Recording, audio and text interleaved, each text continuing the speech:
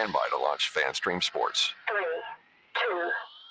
2, 1. Let's start. Hello, sports fans. Welcome to FanStream Sports. Nothing but pure sports. This is the JP Show. JP, it is so good to hear you back on the air. Stand by. Now, here's JP. Well, the GOAT has retired, and it's for real this time. Tom Brady, on a very emotional Instagram message this morning about 8:23, said, "I'm done. And the greatest player to ever play in the NFL, America's most passionate sport, will never play again."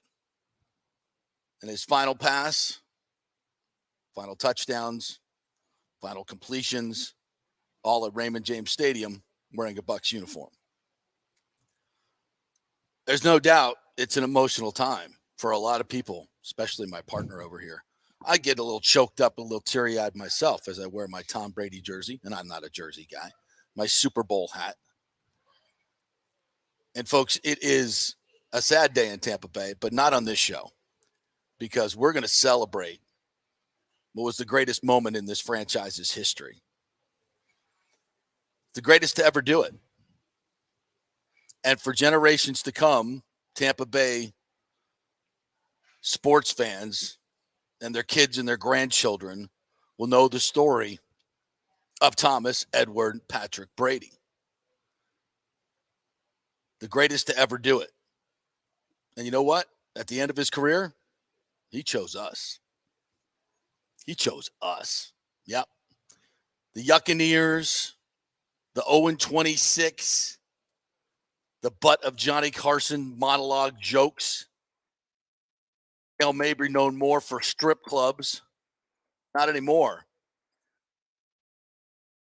Because that's the house where Tom Brady won a Super Bowl in his own house, the first to ever do it. He chose us. And when he chose us, everything changed. Sure, Tampa Bay was well on its way. But it was not yet Tampa Bay. It was not yet Water Street. It was not yet the number one place to move in all of the United States, according to Forbes magazine. No, it wasn't that. He chose us. And everything changed. I mean, think about that. All those jokes, everything that we've known about Tampa Bay and the Buccaneers changed because Tom Brady chose us and won a Super Bowl. So now, when we rename that Tom Brady Way, maybe not Dale Mabry, but when it becomes Tom Brady Way, we can't tear that stadium down. Are you kidding me? That's the place where Tom Brady ended his career in triumphant manner with confetti falling down. I'm not going to remember 2022. Nobody's going to remember 2022, 2020 and 2021, but mostly 2020 because we can see clearly. That was the moment that Tom Brady took us to the top. The Lombardi Trophy in our own house. It was amazing. All right, we got so much to get to, but first and foremost, we're going to play his retirement announcement. And yes, folks, this is for real. He's not coming back. He's not coming back. We saw what happened this year. We're not going to dwell on the negatives. It is what it is. We saw it. We chronicled it here, and I thought we were very, very honest about it. And it was painful to do it at times. But Tom Brady came to the same conclusions that we have came to and have been talking about all year. It's time. Father Time always wins. But he was kept at bay for this one. He had to go overtime multiple times. He had to go overtime. But, yeah, he finally won. Here's Tom Brady on the beach making his announcement this morning. Good morning, guys. I'll get to the point right away. I'm retiring for good. I know the process was a pretty big deal last time, so when I woke up this morning, I figured I'd just press record and let you guys know first. So I won't be long-winded. You only get one super emotional retirement essay, and I used mine up last year. So really thank you guys so much to every single one of you for supporting me, my family, my friends, my teammates, my competitors. I could go on forever. There's too many. Thank you guys for allowing me to live my absolute dream. I wouldn't change a thing. Love you all. Man, that was great. That was sincere, not some prepared statement like you put out last year that could be parsed and torn apart. That was great. And it's that sincerity that allows me to say very, very confidently he's not coming back. And by the way, we got TJ Rives coming up here in just a second. Also, Brad Johnson, the only other man to quarterback the Buccaneers to a Super Bowl championship, a man who played against Brady, will join us at 10:15. And then 10:30, the man who's covered every Super Bowl that Tom Brady has ever played in, maybe knows him better than any reporter, Sal Paolantonio, will join us at 10:30. And one other thing I wanted to say about Brady is, this is to me one of the most uniquely American stories and one of the greatest stories. If you know your history, you know the old Horatio Alger stories about how young kids from poverty and nothing grow up to do something extraordinary. And that's what he did. He lived that life.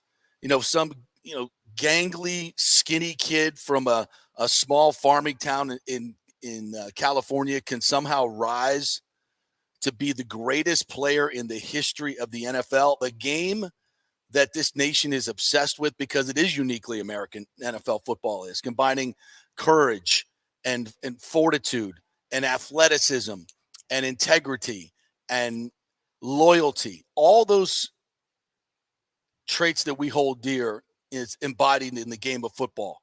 And then for a man of that stature, not the greatest athlete in the world, certainly a man who ran a 5.4 40 at the combine, for God's sakes, against all these elite athletes, becomes the greatest man to ever play the game. Why? Because of dedication.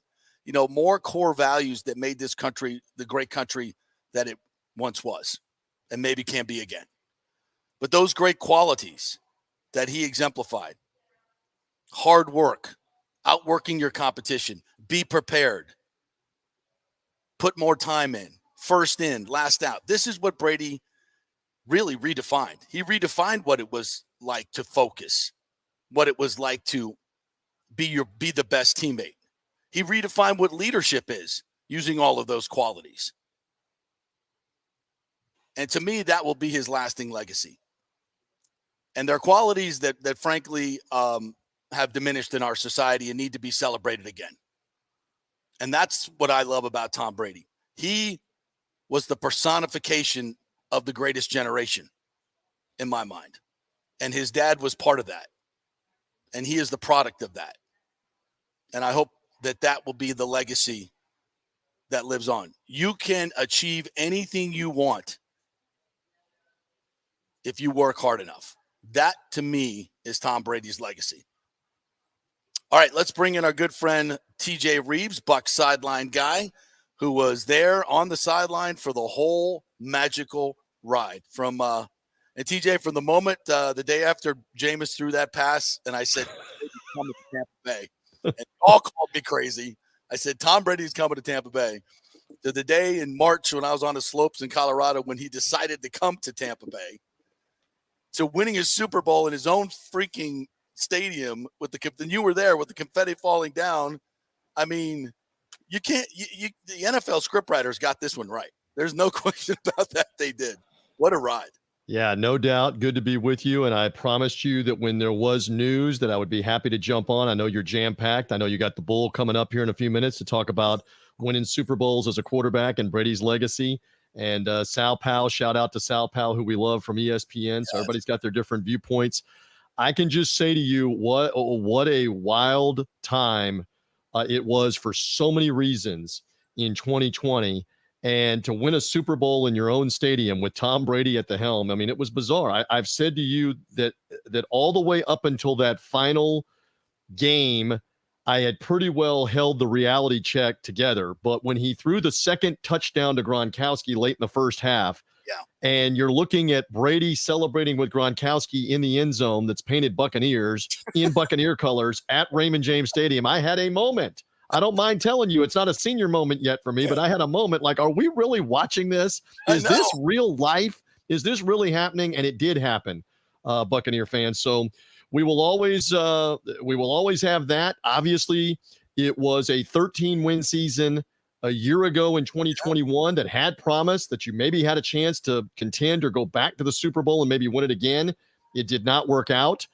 And then, as I said to you the last time that we talked, this was a bonus. Did any of us, let's go back. Did any of us believe a third season? Did any of us believe, much less a fourth season, was going to be possible? So this was a bonus in 2022, and it was crazy. They had trouble scoring. It was frustrating. It was at times exhilarating at the end of games that had been frustrating. Yeah. But you still made the playoffs. You made the playoffs all 3 years, and you got to witness the greatest of all time to do it. And he did it in Buccaneer colors at the very end, and he proved to the Patriots and to everybody else, I still got it, and I can go somewhere else and win. Yep. So we take all those things into account, and now the Buccaneers have to move on, and he's doing the right thing by them in the time frame that they need it by saying, this is my decision. Now you can make your moves and do what you have to do with free agents, salary caps, players you're trying to bring back, contracts. So this is not something that could take until March to play out when free agency begins. So it's good that this is happening now. And now I'm curious, does he end up on the Fox pregame show, not in the booth? Does he end up on the Fox pregame show for the Super Bowl in 10 days? And is that the next chapter, or what happens with that? We don't know, but this is not unexpected. I've gotten so many texts and calls. Were you expecting him to retire? I believed he was, and I think you and I talked about this because we've talked a couple times off the air. I believed he was either going to play here or that was going to be it. That was the choice he was wrestling with. Yeah, on Monday, he was wrestling. Well, either I'm going to come back and play here or that's going to be it. And I think ultimately 45 years of age, what more do you have to prove? Kids, very important to him. You and I have talked about that. We can both relate.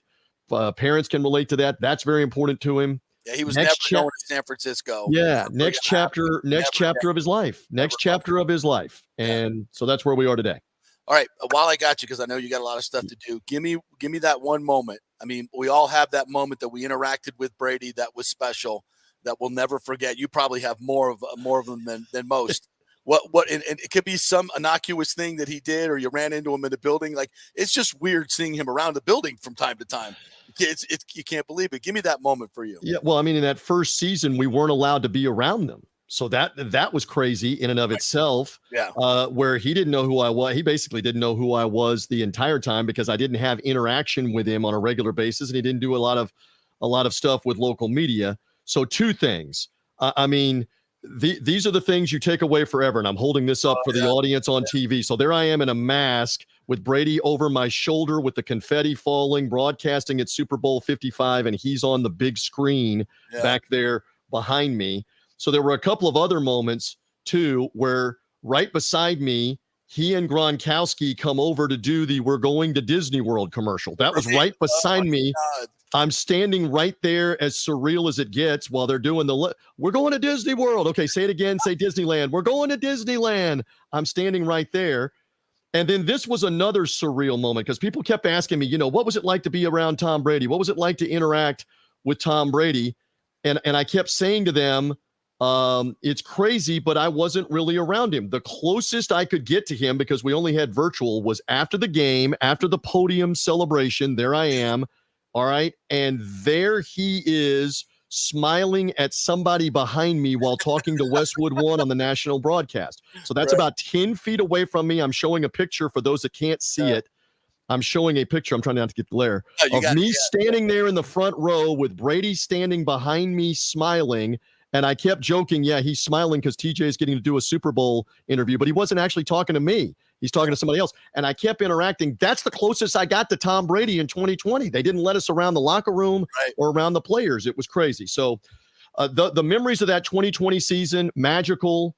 You can never take that away. It's a Super Bowl win. Watching the man at 44 and 45 years of age still be able to sling it and lead comeback wins at 45 years of age last year. I mean, you talk about cementing the legacy for all time. Those are the things that I will take away. It's been a wild ride. National TV games, standalone Sunday night, Monday night, Thursday night games, crazy game in Germany.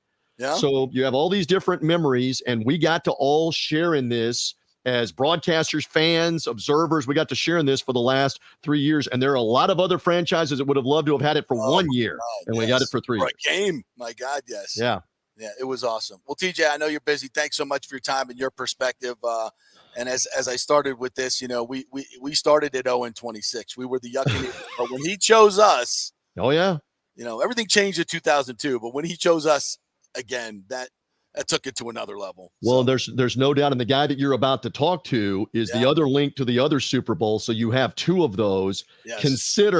Consider that right now in this century, in the 2000s, there are 18 franchises that haven't won a Super Bowl in this century. 18 of them that haven't won it, 12 that haven't won it ever, but 18 that haven't won it at all in this century. And the Buccaneers have 2. So that's a good thing. And we'll have much more time to digest all this. What do the Bucs do at quarterback, et cetera. But I know you want to move on about Brady and the retirement and get to the Bull. All right. Be well, boys. Thanks, TJ. Appreciate it. All right. We'll take a quick break here. We're brought to you by the Jeeves Law Group, Bay Area Modern Medical Center, Paolantonio Insurance, Golden Diamond Source, Emerging Investigations, American Mortgage Services. Thanks to all of our great advertisers who are going to let us go long in this first hour so we can get you Brad Johnson and Sal Paolantonio.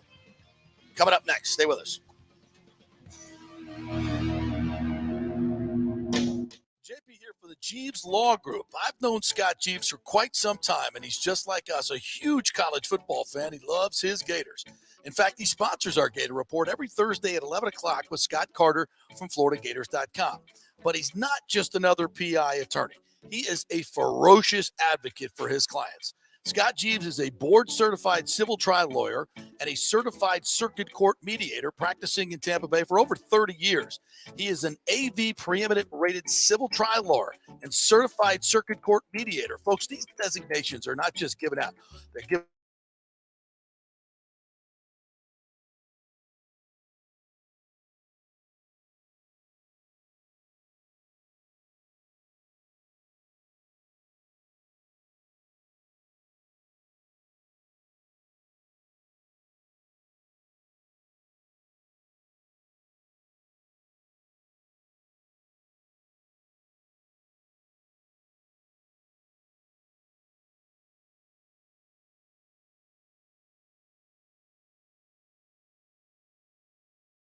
According to a recent report, almost 64% of homeowners don't have enough insurance on their home, which is their most valuable asset. Also, a great time to make sure you have flood insurance. Even if your mortgage company does not require flood insurance, your home could still be at flood risk. Another big item as we enter hurricane season is making sure your pool enclosure is added to your policy and there will be no issue at claim time. That happens a lot.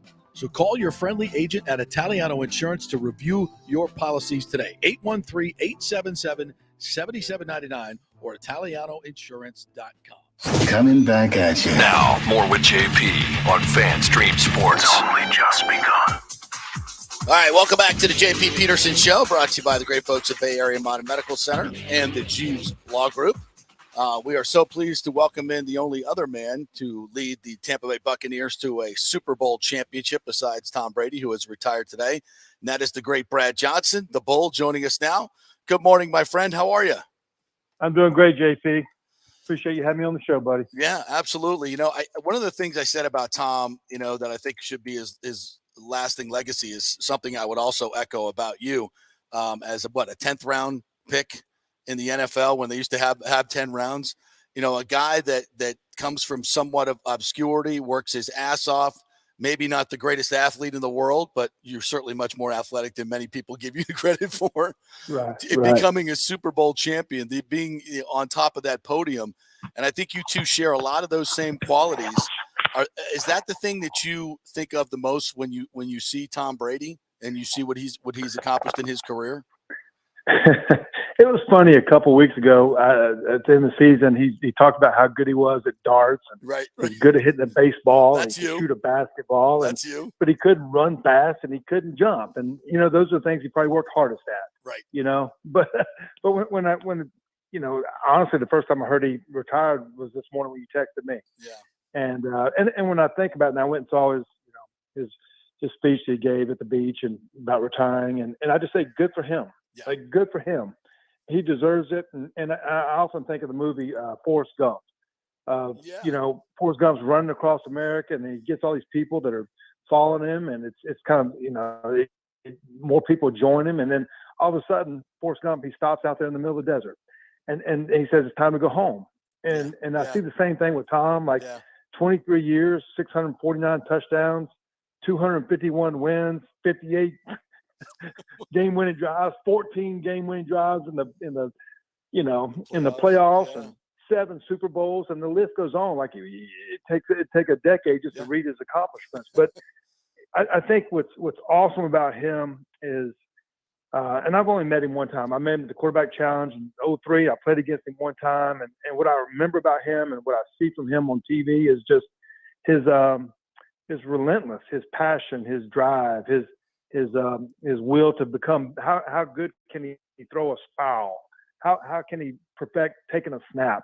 How can he perfect calling the play in the huddle better? And how can he win a 2-minute drive? And I think one of the greatest things of a quarterback that everyone gets lost in is how far can you throw a ball, and how athletic, and what was that kind of crazy move that you can make. But the greatness of Tom, I think, is just showing up to practice every day, wanting to win, wanting to make his team better, and giving his team, his organization, hope and belief that he could do it. And dadgummit, if he didn't do it for 23 years and we all watched on the couch, and it was awesome. And JP, honestly, I think what's really cool was, even for you got to cover the greatest quarterback of all time for 3 years. That's right. And the people in Tampa Bay, they got to experience, winning. They hadn't won a playoff game in 18 years since we had won it. Yep. But you got to see Tom in real life. You got to see him celebrate and, throw the trophy around on the boat and everything that came with it. But you got to experience it, and you got to feel like you're a part of it. So it was pretty cool. Well, that's so well put, my friend. So well put. But, I want to tap into your personal knowledge here. You said you played against him one time. If I know you were probably out early watching what he was doing in pregame, what he did here, what he did there, and watched him during the game. What did you learn about quarterbacking from watching Tom Brady and playing against him? Well, it's when he walks in the building, you feel like Darth Vader walked in the building. I mean, you know he's there. Like you can feel his presence. There's a different heartbeat in the city when he comes to your town, and everyone wants to see it. And you feel like, he could be 14 points down. You feel like, golly, he's going to lead them back, and he kind of does. But he gives your team that you're playing for hope. But if you're on the other team, it gives you doubt. And those are, and not that he's better, but that doubt that he puts in you, it makes him better. And he did it for 23 years. So that's what Tom does. All eyes are on him whenever he comes in the building, when he warms up, and then obviously when he plays. Well, you played for a long time in the league yourself. What was it? From 17 years. That's a lot. Yeah. That's a lot. Yeah.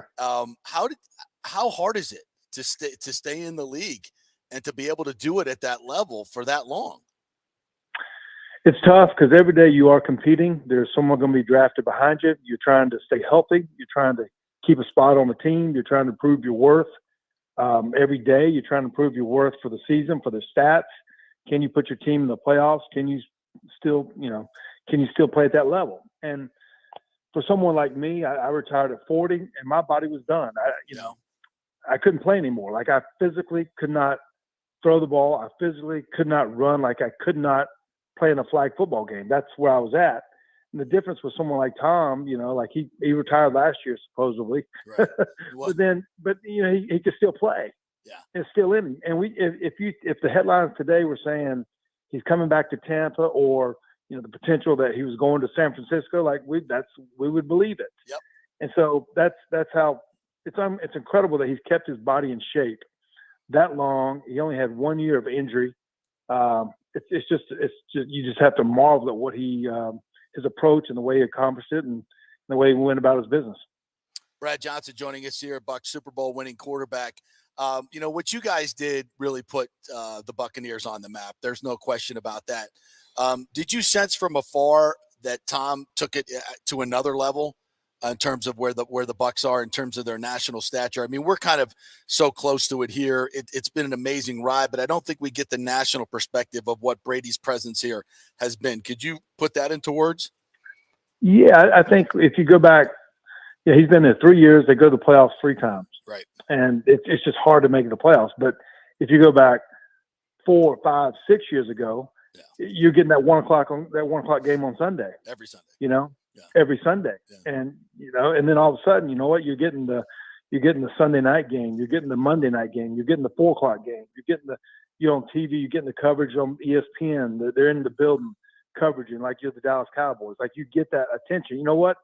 The stadium seats are sold out. The boxes, you can't buy box seats. I mean, the flags are waving, and the whole thing. So that's and you know what? He brought free agents with him to Tampa. Like, people, you have to have players around you, great players. And then this year they went through a bunch of injuries, and you see what happens if you don't have a team full of healthy players. It's tough. Yeah, exactly. But he gives you chance. He gives you hope, and he gave Tampa life for 3 years. It's incredible, the national attention that it did bring to the Bucs. Brad Johnson joining us here. And Brad, you were a cerebral player yourself. And I wonder, when you watch Tom Brady in his prime, and maybe not this season, when you watched him, what is it that caught your eye? What is it that he did better than everybody else from X's and O's standpoint, where you said, yep, there it is. There it is. And also, I would also say, from an athletic standpoint, I thought, up close watching him in practice, from 10, 15 yards away, running in the red zone, his ball placement, his velocity, and the way he could look guys off and come back to the other side so quickly with the way he moved his feet, I think is underrated. What are the football things that you noticed when he played that you said, damn, that's good? All the above. I think what he did better than anybody is he made the routine play routine. Yeah. I mean, very rarely when he threw the interception in the playoffs down there in the end zone, he's throwing the ball away. We're like, what just took place? That was the first time I'd seen just a bad mistake. In 23 years, what were you thinking? Yeah. But he made routine plays routine. I didn't, when you just don't remember him making that throw. What? It was just, he made the normal play normal. He made the routine play routine. If guys were open, he hit them in stride. Yep. If he didn't hit his first outlet, he could get to a second. He could get to a third. He could get to the 5th eligible guy. And I thought he was extremely, extremely accurate, athletic in the pocket. Yep. That's what gets lost about a quarterback. We're timing 40s and verticals, and no, you can be extremely athletic in a 6-foot box in that pocket and be able to keep your eyes down the field and be able to take a hit right in the nose. Yeah. And I mean deliver football 30 yards downfield. Yeah.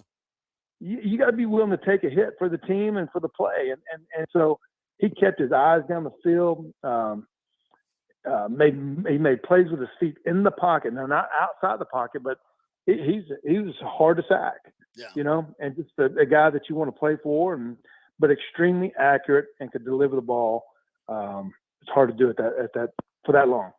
All right, last question for you. Is there one Brady story that goes around locker rooms, or that you heard from other buddies that may have played with him that you just said, damn, that's crazy? Anything come to mind?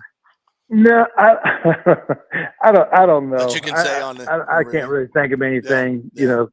I just remember everybody was with him. They talked about he was a humble dude. He loved his teammates, loved playing, loved competing. Mm-hmm. Guy that played dominoes in the in the back room too, and just everyone just has total respect for the guy. So awesome just stuff. Hell, I don't know what I'm gonna do, JP. I mean, I spent 23 years of my life watching him on my couch. So who am I gonna cheer for now? I think you have a couple young boys that you can cheer for. I think you'll be all right. And by the way, we want to get you on to talk about Max and Jake sometime and what's going on with them. So we wish y'all the best. Well, we're gonna get Rondi to the Hall of Fame here soon. Damn hopefully. right. Hopefully in a couple days. You know that. Hopefully in a couple days, and we'll have some fun in Canton with that. That'll be fun for sure. No doubt. All right, Hold Brad, on. Thank you, brother. Appreciate it. You're the best. See JP. See you, bud. Right, it's always great. You can call a Super Bowl winning quarterback on a day like today and get his perspective. I thought that was amazing. I thought it was some of the things he said right there were just like Darth Vader. Yeah. You can feel him in the building. Isn't that not Darth Vader in the evil sense, but you just feel his presence. Yeah, the presence is there. Yeah. What a great metaphor. I like that one, and I also love when you asked him about what did he do that was like you went, oh, that's it right there. Yeah. He made the simple play simple. Yeah. Kept it simple. And that sounds like such an easy thing to do. It's not. No, it's with not. chaos all around you, to be able to do that is consistently amazing. All right, quick break. When we come back, Sal Paolantonio is going to join us. A man that's covered every one of Tom Brady's Super Bowls and has interviewed him more times than just about anybody we know. We'll have him on in moments. Stay with us.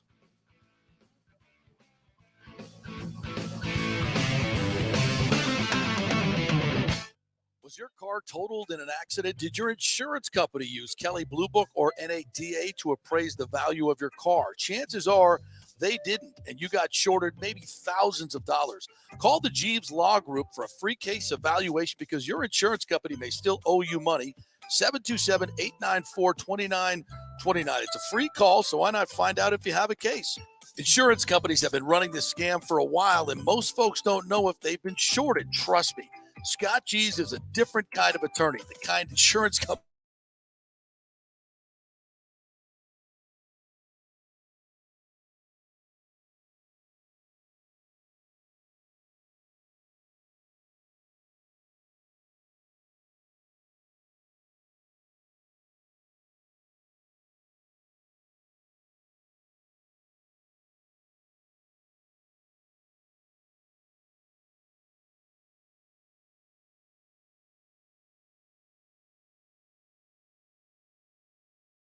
at Innisbrook Resort. He will be challenged by a top field that includes Jordan Spieth returning for the first time in 5 years. The 2015 Valspar champ counts 13 PGA Tour victories, including 3 majors in his career. It will be a great field and great fun.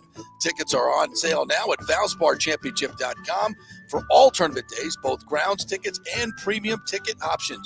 You don't want to miss the 2023 Valspar Championship. Let's go. Right now, back to the show with JP on FanStream Sports.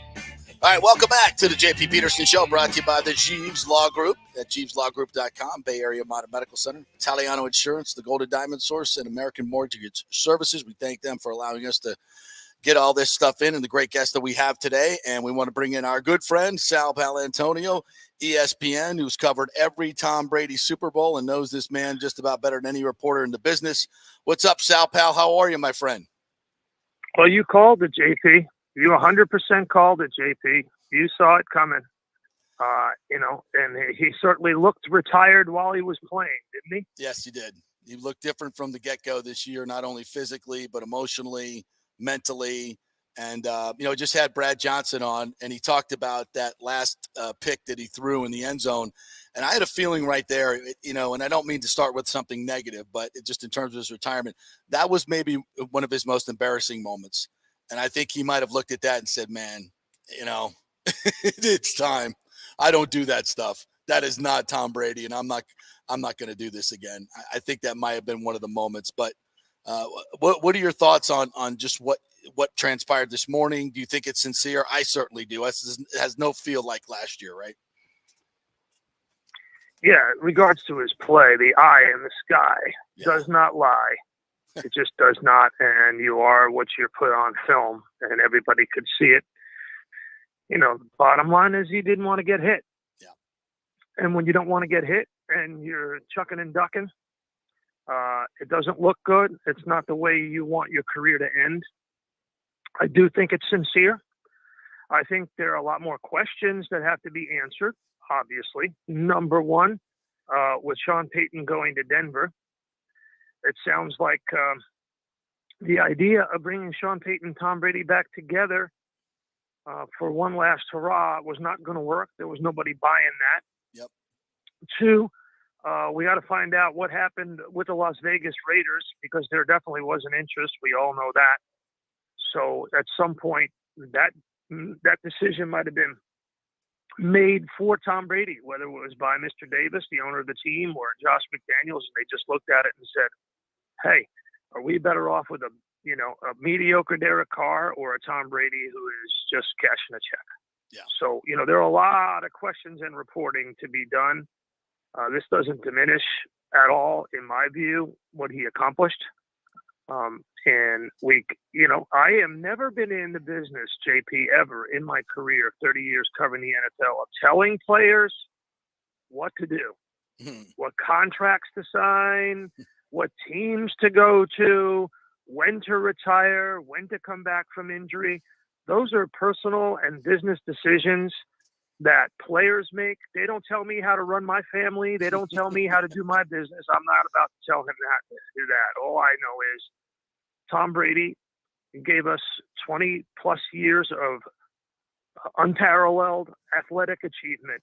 And I'll say it again because I've said it to you on this show maybe 20 times. What he did his first year in Tampa will never be done again by any other athlete ever. Never.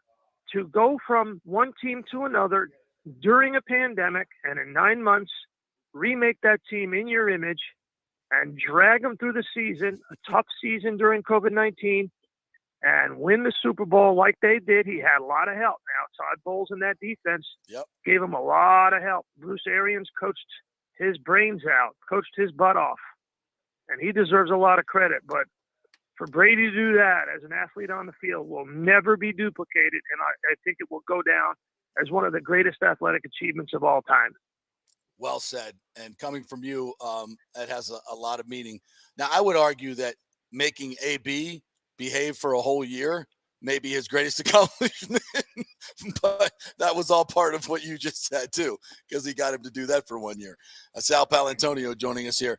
Sal, you've covered a lot of great athletes, and maybe you've talked about this last year, but what made him different? What made him special? And as I said in my monologue, you know, it's a uniquely American story for a kid with very little athletic ability, underrated. I'm going to say that, but in terms of great NFL athletes that we see out there, to become the greatest NFL player of all time, it is an absolute study in master's class in dedication, perseverance, just ridiculous, relentless work ethic, as Brad Johnson's just said. What did you see? What made him better than everybody else? Great teammate. You wanted to be on his team. Yeah. He made you better because of all of those things. He was the CEO on and off the field. He set an example through his work ethic and single-minded vision. I've been at a lot of practices with Tom Brady in New England, not so much in Tampa, but a lot of them in New England. And if a player was out of position, he knew it before the player was out of position. If a player ran the wrong route, if a player dropped an easy ball, Brady was up there and teaching hard coaching on the field. I remember very specifically when Rex Burkhead ran the wrong option route. Brady lived off option routes between the hashes. And Rex Burkhead ran the wrong option route in a red zone drill up in New England in practice, you know, a nondescript Thursday afternoon training camp. And Tom Brady wouldn't stand for it. It's that kind of focus, dedication to the craft that I think will separate him from a lot of people. And there's really only one or two peers, honestly. I think it's Michael Jordan and Tiger Woods. In terms of single-minded vision to say to yourself, okay, here's where I want to go, and here's how I'm going to get there, and I am never getting off this road until I get there, and then to achieve it on a monumental scale. I don't think it'll be ever be done again in the National Football League, that's for sure. I would agree with that. And I was going to ask you about leadership, and I think that was a great story that certainly showed that. Are there other instances of things that he did in terms of leadership? Because I think this is an underrated quality in quarterbacks. And we look at a lot of different quarterbacks and how they get it done. But when you're winning championships, it's a special quality, especially at that rate. There's something about your leadership that is different. What did you see? Lead by example all the time. Yeah. And off the field, too, the TB12 method. Yeah. Set up there in Foxborough at Patriot Place. You know, I walk by it all the time. I stay at Patriot Place at the Renaissance Hotel, go to Davio's restaurant, then go to the stadium and back, and you pass by TB12 all the time. And that training complex became the Mecca for all of the athletes, and especially the Patriots who wanted to follow the Tom Brady regimen and work ethic. It became the Mecca. And Alex Guerrero and his ability to help these players, and Brady to understand, hey, it wasn't just about him. So that's one. And two, hometown discount. Let's not forget that. Yep. Big part of the Brady legacy. It's more important for me to win rings and trophies and Super Bowl titles than for me to make the extra buck. Yes. I need the extra buck to pay Rob Gronkowski, Julian Edelman, Troy Brown, Teddy Bruschi, Ty Law, all those guys who are Hall of Famers, some of them, but all shared in the rings because Tom Brady didn't break the bank like other guys. And this is not a slight on other guys, but other guys have broken the bank. Joe Flacco did. Yep. Look what happened to Baltimore. Aaron Rodgers is probably the best example. Yep. Aaron Rodgers went for the big bucks. Packers couldn't afford Devontae Adams. Mm-hmm. And we know the rest of the story. And for Aaron Rodgers to say, I could win another MVP if I wanted to, and then Gronk goes after him, that's Gronk channeling Brady when he says that about Aaron Rodgers. Am I wrong about that, JP, or not? You were 100% right on that. When I heard it, I was like, yep, I think I know what he's talking about, no doubt. Sal Paolantonio joining us here. Also, the anchor of the Matchup Show, which is the best X's and O's show in all of football without question. So this next question is about X's and O's, and I just asked Brad Johnson this as well. What is it about the X's and O's? What does he do on game day? What do you see on tape that made him better than everybody else? What was it? Well, one, pre-snap read is very important. So you've called the play, you get to the line of scrimmage, you see what the defense is doing. And I would always watch him and Ray Lewis, this chess match between him and Ray Lewis. Yeah. You know, the formation would present itself. Ray Lewis would adjust. Tom Brady would adjust. Ball snapped, further adjustment. I mentioned those option routes. He was the master of it, whether it was Wes Welker, Julian Edelman, Rex Burkhead, Rob Gronkowski, or go down the list. Those option routes are done by visual recognition and nonverbal communication that only Tom Brady could possibly accomplish.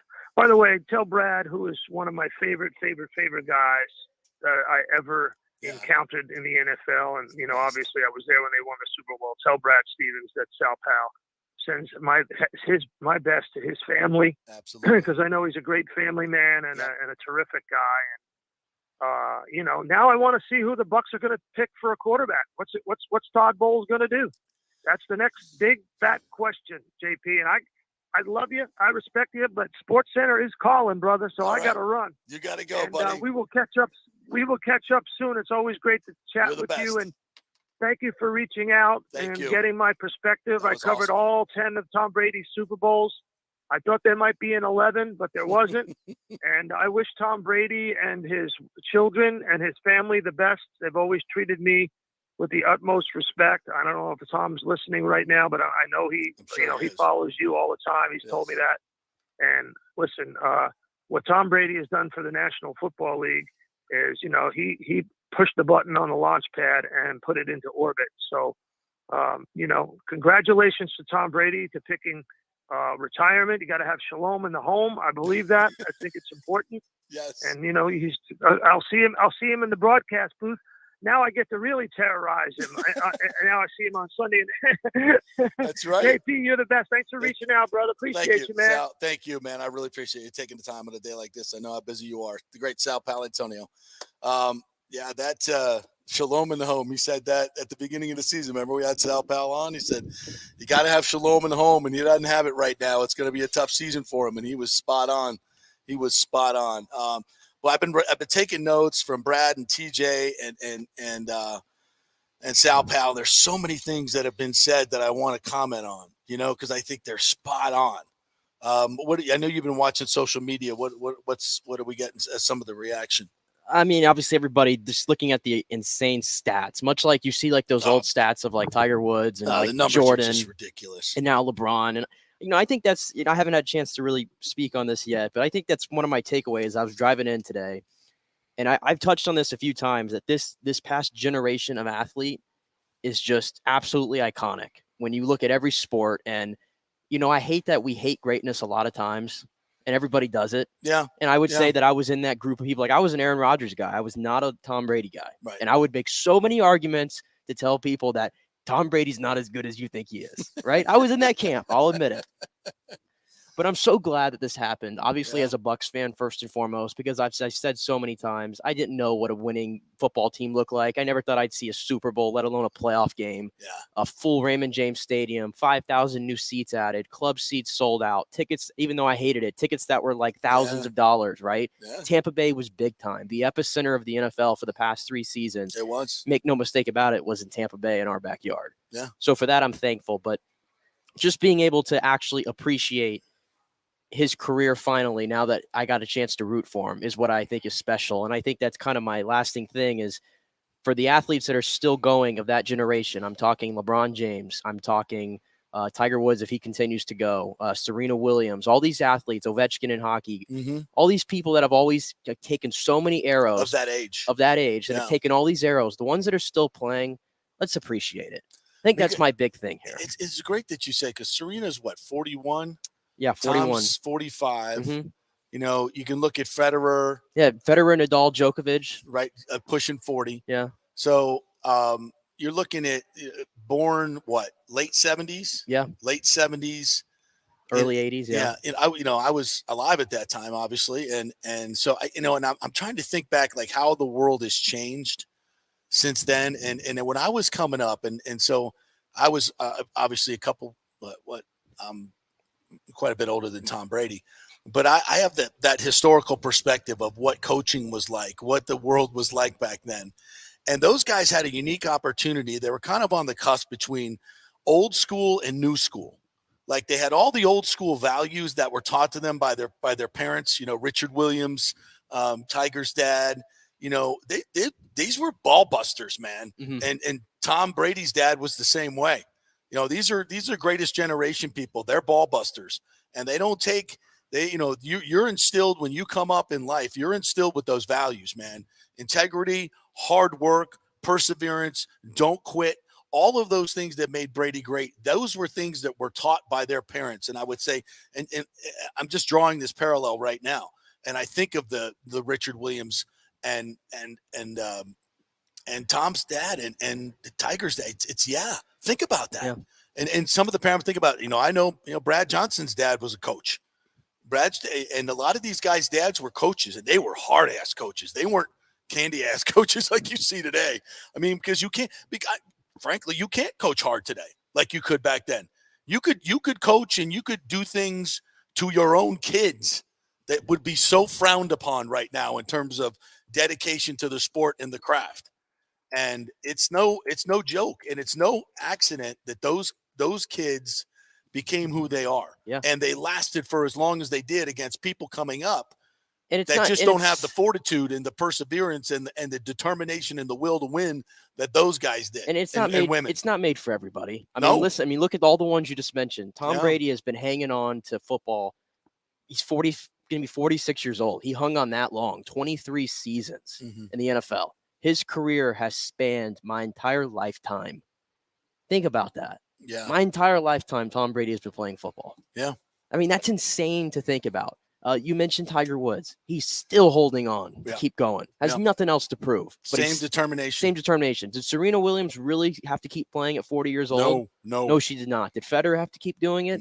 No, but when you're a born winner, and all the things you just mentioned there that you're brought up with, and that's in you. You're not. I think a lot of times it's born in you, and those are the elite players. And even like LeBron James too is a good example. He's 38 years old, and he's giving you 30 a night. Yeah, right. It's insane. Still, it's insane. That's what I don't want to take these athletes for granted, and you can see how much it means to them, how they just continue to hold on. And Tom Brady, I think he might have had every intention maybe of wanting to come back next year, but I think, like you said, that play against Dallas, it kind of, if you were ever trying to pick a moment, I'm not saying that was his moment, but at least in our eyes, you could look at that as the moment. Well, you heard Sal Pal say it. He didn't want to get hit. Mark, we said this, I think, we were kind of the first to say it this year. And then a lot of people saw what we saw. Not that they listened, but they saw what they saw. And it was becoming extremely apparent that he just did not want to get hit. And he knew he couldn't get hit.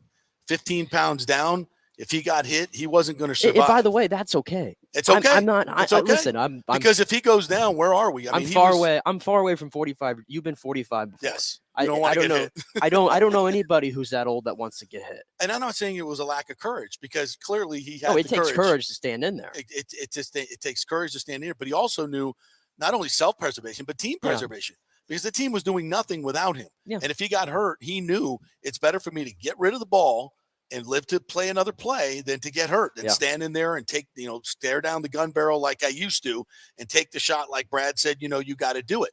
And we heard Marcus Spears say it. We've been saying it. Yeah. You can't play in the NFL if you're playing not to get hit. And that's amazing. That's even more amazing when you think about it. 23 years for a quarterback who had zero mobility for a majority of it, right? And never missed a game. And missed one season. That was it. Yeah. One freak injury. That was it. That was it. Think about that and think how many guys now get hurt on a daily basis. San Francisco, if you're playing for the 49ers, it's prerequisite. You're going to get hurt at some point, right? Well, and the way it's so hard to stay. They put their quarterbacks in harm's way. It's so hard to stay healthy in this league, I imagine. Yeah. And the fact that he's been able to dodge it and be a quarterback that just stands there and doesn't move that much. It's about getting it out quick. It's about those pre-snap reads. It's about the adjustments at the line. It's all those like minutiae and things that made him the greatest, in my opinion. Obviously, I didn't play quarterback at a high level, but even at the lower levels that I played, one of the first things they tell you is, the quarterback is the prima donna, right? It's the guy that the golden boy. You get all the credit and all the blame. But the one thing you cannot do is be a coward. And I'm not saying Tom was being a coward. My point is you have to stand in and take the shot. Everybody else is taking shots, but there'll become times in a game, 5 to 10 times in a game, when a guy's coming at you and you got to wait for a guy to come open. You got to stand in and take the shot. And it's not a Tom Brady exclusive thing. I mean, this was a Drew Brees thing. This was a Peyton Manning thing. Yeah. It comes to everybody. Yeah. And he knew that he couldn't do that anymore. He knew that he couldn't do that anymore because he wouldn't survive it. And that play, that interception, you saw, and when I saw it, I was like, whoa, what just happened? And then I replayed it. I'm like, oh my God, he was about to get hit. And he turned away and threw the ball thinking he was going to throw it out of the end zone. It was a 15-yard throw, 20-yard throw, but he didn't get enough of it. And it was because he fell backwards and didn't want to take the hit and threw. In film sessions, if you see any quarterback do something like that, wow. And I'm not saying he probably said, wow, I just did that. Yeah, I think. Oof. And not only did he do it, but it cost him the game. Yeah. I mean, that was it. Yeah. So I think that's definitely a valid reason. The other thing, and if I was, again, I'm not going to claim to know what's in Tom Brady's mind, but he's always said that I would continue playing if I think I can win a Super Bowl. And I think he came to the realization. He watched this past weekend, the conference championship. He looked at all those teams. He looked at the quarterback play around the league. And I think he probably can't. He looked at the situation here in Tampa Bay, which clearly, from everybody else's reporting, it looked like it was Tampa Bay or bust. Right, it was. Right. That's what. Listen, he looked around the league, and we've been talking about that. And I said, on the day after the game this year, I said that certainly looked like his last game. That looked like his last game. And when his parents walked off, you could see, especially in his dad, mom, they were crying. They were openly weeping. They were down on the field, which they rarely are. They always stay up in the stands. And they were and then the speech at the end, which, I was there. I was in the room. And who asked him his last football question in a press conference?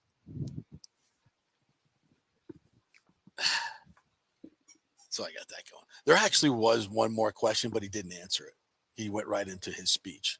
So does that count? Sure. You can go in here and throw it on the LinkedIn resume if you want. I mean, it's fine. But on a personal level, I got a chance to ask Tom, having, I don't know, 10, 15 questions in person. And he looked me in the eye and took my questions seriously. And he seemed to answer my questions with a little bit more depth than maybe some others. And I appreciate that for whatever reason. I mean, Sal Pal says he follows me and listens to the show. So I appreciate you, Tom. I don't know if that's true, but it's sure nice to hear. Just run with it. Sal Pal said it's got to be true. He never tells a lie. That's for damn sure. So, I mean, to me, I'll take that. I will take that to the bank, and I will cherish that moment. And I have it on video on my own camera where I asked him the question and he answered it. Yeah. And what question I asked him about not being able to throw the ball downfield. Yeah. So it was a legitimate question. I'm glad I asked it. And, it was never easy to ask those types of questions of the GOAT. And I asked a few of them. Throughout the year, yeah. I did. And he answered them respectfully. And I think he knows it came from a push position of respect and trying to understand the game and why it's not being played at the level that he played it his entire career. Yeah. And he knew that. And I respect him immensely for that. And it's kind of funny. I remember like when I first met you, if you recall, it was I was doing like a little interview with you, and I actually asked you that question. I said, what is it like to talk to Tom Brady? Yeah.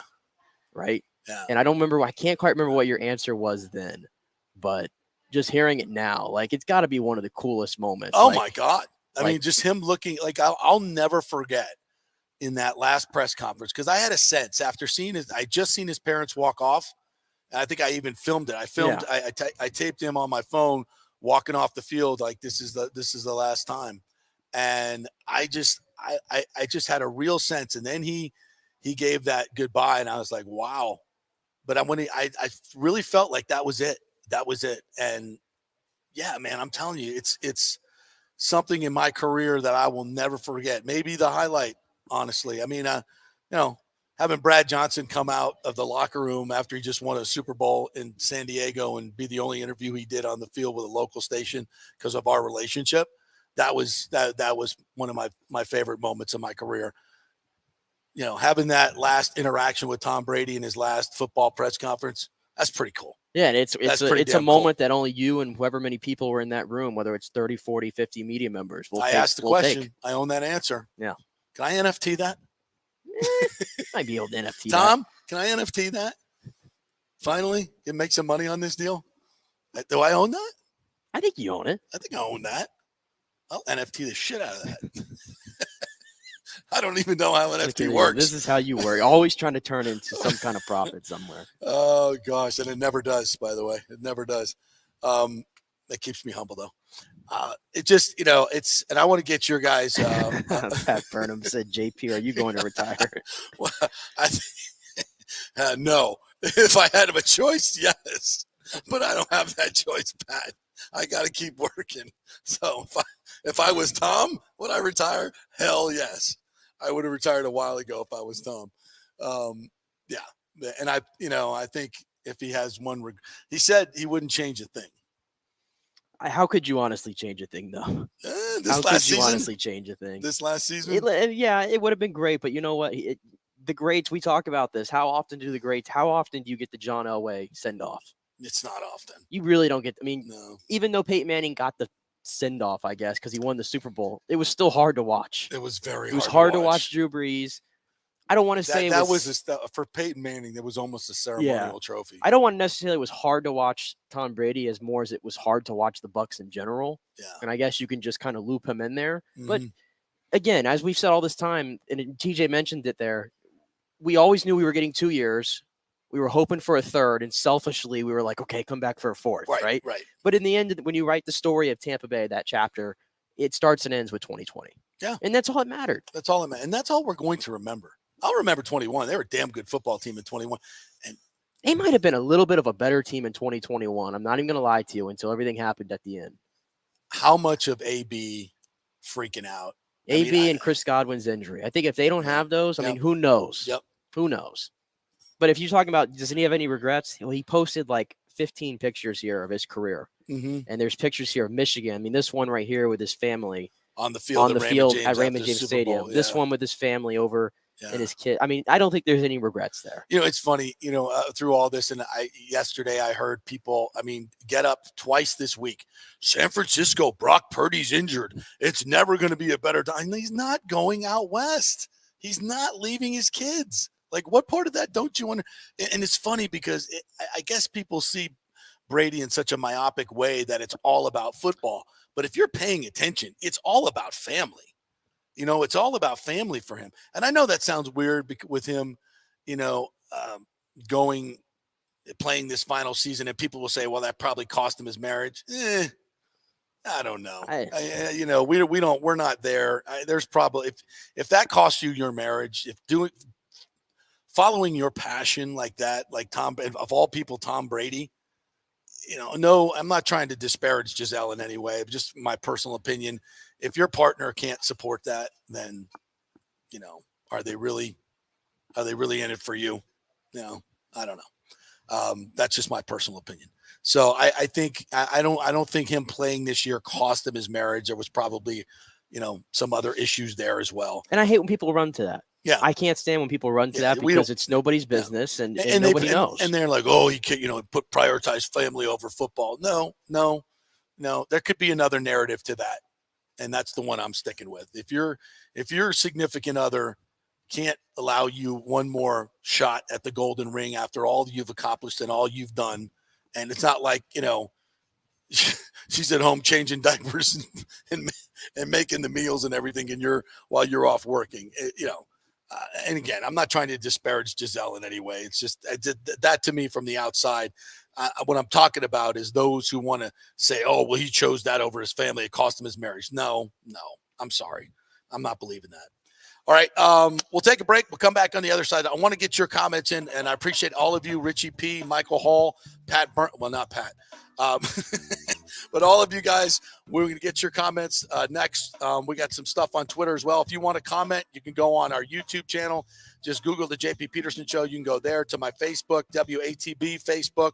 Probably have a lot of comments over there we're going to try to get to. So stay with us. Quick break. We're back with your comments, your reaction, and we will look ahead to what's next for the Bucs as well. Stay with us.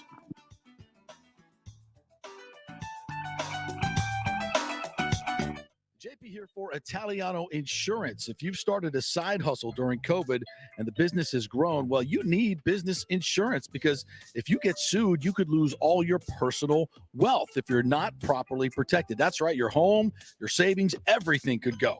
So get protected now. Call the great agents at Italiano Insurance, 813-877-7799, and a real human will answer the phone and get you protected. If you haven't shopped your business insurance in a while, you could be overpaying by thousands. One customer had their golf buddy handling his business insurance, then called Italiano to shop it around, and they saved him $26,000 a year. Yeah. So call 813-877-7799 or go to ItalianoInsurance.com. Italiano Insurance, protecting all the pieces of your life for over 60 years. The boys are back. The PGA Tour's Valspar Championship returns March 16th to the 19th with 4 days of incredible golf plus a host of activities that make it Tampa Bay's hottest spring sports ticket. There is more to the Valspar than just great golf. It's the Hooters Owl's Nest, the Snake Pit Club, accessible by premium tickets, and other great venues throughout the course for those with ground tickets. And new in 2023 is the Rooftop, a new prestigious venue at the 18th green with music, food, and fun. Plus, you never know who you're going to see at the Rooftop. Tickets are on sale now at ValsparChampionship.com for all tournament days, both grounds tickets and premium ticket options. You don't want to miss the 2023 Valspar Championship. Attention, if you are home shopping or looking for a refinance, and even if you already have the approval letter, you must call my man Scott Fitzgerald at American Mortgage Services. Scott has a brand new program available in the greater Tampa Bay area called the Community Advantage Loan Program. Get this, no money down, no mortgage insurance, no points, no origination fee, purchase or refinance, and loan amounts up to $647,000. Now, there are some application requirements. It must be a single-family home, 1 unit, primary residence, and have a minimum 640 credit score. The program only applies to certain neighborhoods, so you have to call to find out if you qualify. So call Scott Fitzgerald at 813-294-7595 or email him at scott@amstampa.com.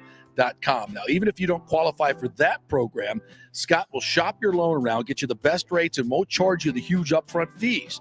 And if you've had issues with your bank calling you back, Scott will return calls immediately, or at least the same day.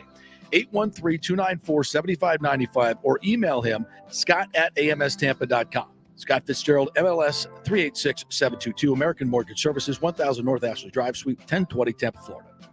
Hey, folks, it's still engagement season, and where better to get that special ring than the Gold and Diamond Source. The Gold and Diamond Source has the largest selection of engagement rings in the country, a literal jewelry super center with 30 times the inventory of any normal jeweler. You don't have to wait to spend any extra time waiting for them to bring something in.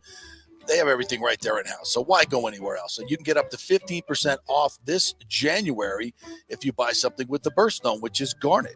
Garnet and gold, Florida State, get something for your favorite Seminole. And let's not forget the Emily collection from Emily Johnson Weintraub. Very affordable, real gold and diamond jewelry, always stylish and unique.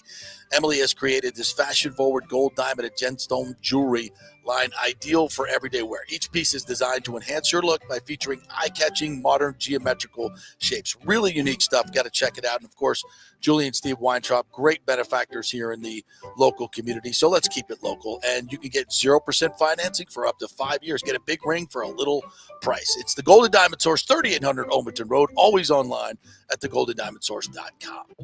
JP here for Emerging Investigations, Tampa Bay's premier investigation agency. Do you suspect your spouse is cheating or involved in a divorce, that your spouse is hiding money, an ex-employee or current employee with suspicious behavior? Is there a criminal matter you need help with? If you need information you can count on, using the professionals at Emerging Investigations is a slam dunk. Emerging Investigations is a licensed and insured private investigation agency, family-owned. Emerging is your ideal resource to secure evidence and validation, allowing you to make informed decisions in life's biggest matters. Led by industry executive Brian D'Antonio, Emerging possesses the experience and resources to get needed results. Emerging Investigations maintains an excellent reputation as a premier investigation agency. They are known for results. You're not just hiring a PI, but an organized, dedicated team using state-of-the-art technology. Their proven investigative methods produce crucial information used in criminal cases, insurance fraud, and personal injury claims. Many local attorneys, industry agencies, and your concerned neighbors all count on Emerging Investigations. Just go to their website, emerginginv.com, or call 813-291-FACT. That's 813-291-FACT-3228. Get results you can trust in life's biggest matters. Emerging Investigations. Ladies and gentlemen, let's rock. This is FanStream Sports with JP. I just want to say thank you guys for everything this year. I really appreciate all your effort, and I know it's hard for you guys too. It's hard for us players to make it through, and you guys got a tough job, and I appreciate all that you guys do to cover us and everyone who watches and is a big fan of the sport. We're very grateful for everyone's support, and hopefully, I love this organization. It's a great place to be, and thank you everybody for welcoming me, all you regulars, and just very grateful for the respect, and I hope I gave the same thing back to you guys. So thank you very much. Appreciate it. Indeed, you did, Tom Brady. And that was his farewell at his final press conference right after I'd asked him a question. Damn, does that sting even more now? Doesn't it, though? Oh, kept myself together, but that hurt. I got a little emotional in the beginning of the show because, it really is the way that I feel that the GOAT chose us, and he chose us here in Tampa Bay. And that means a lot. I've said it many times, but I think it deserves repeating here.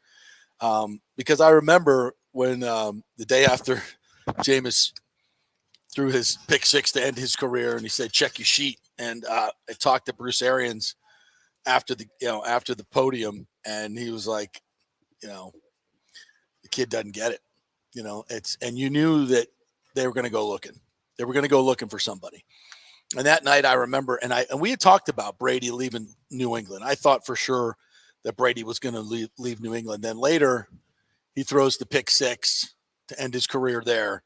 And everybody's talking about, he doesn't have it anymore and blah, blah, blah. And I'm like, looked at the film from a lot of different games that year. And I was like, he's still got it.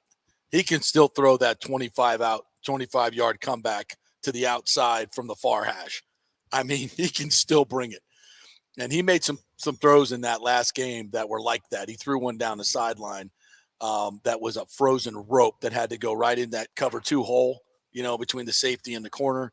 And I was like, oh, he's still got it. And he wants to play, and he wants out of New England. And you looked at the options, and I said, where better than here? Look at what he has to work with. And then you look at the coaching staffs, and you're like, he ain't going to San Diego. I don't think he's going to, or where were some of the other places people were talking about? I'm sure even then San Francisco was always on the table. Yeah. But I do remember Chargers and Bucs. It seemed like the two big ones. Yeah, and there were a couple other suitors. I mean, there were people that said, "Oh, there weren't that many." There were at least 4 or 5. And I said, "This is the best place for him." And I came on the show that Monday and said, Tom Brady, when he looks around, we'll see this is the best situation for him. And I think he's coming to the Buccaneers. I believe he's coming to the Buccaneers." And then I got an opportunity to play golf with Bruce a couple of times subsequent to that in January and February. And that just solidified my thought that he's coming here. And then when I finally got the word that the deal was done and we broke that story, it was, it's going to be a very meaningful part of my life and your life. The fact that he came here and played for this organization, we got to interact with him and we saw the greatness of Brady. It's like Sal Pal said, man, this is a once in a lifetime type of player. Yeah. And we got what may have been the best of Tom Brady. That 2020 season, when you throw all of it in, the numbers, the situation, what he had to overcome, the leadership, it took every bit of his talents to make that happen.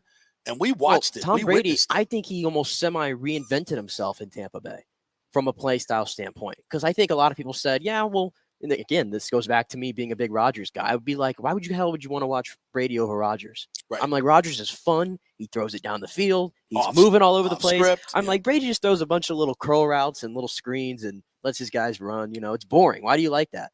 We didn't get that in Tampa Bay. No. He was throwing ropes. Yeah. Down the field. It was a hybrid of the risk. Yeah. No risk and the no Bruce biscuit. Arians offense, Yeah. we knew that was always I remember all the questions like, can he run a Bruce Arians offense? Mm-hmm. And yeah, did it take a little bit to answer those questions in Sure. 2020? Of course it did. Yeah.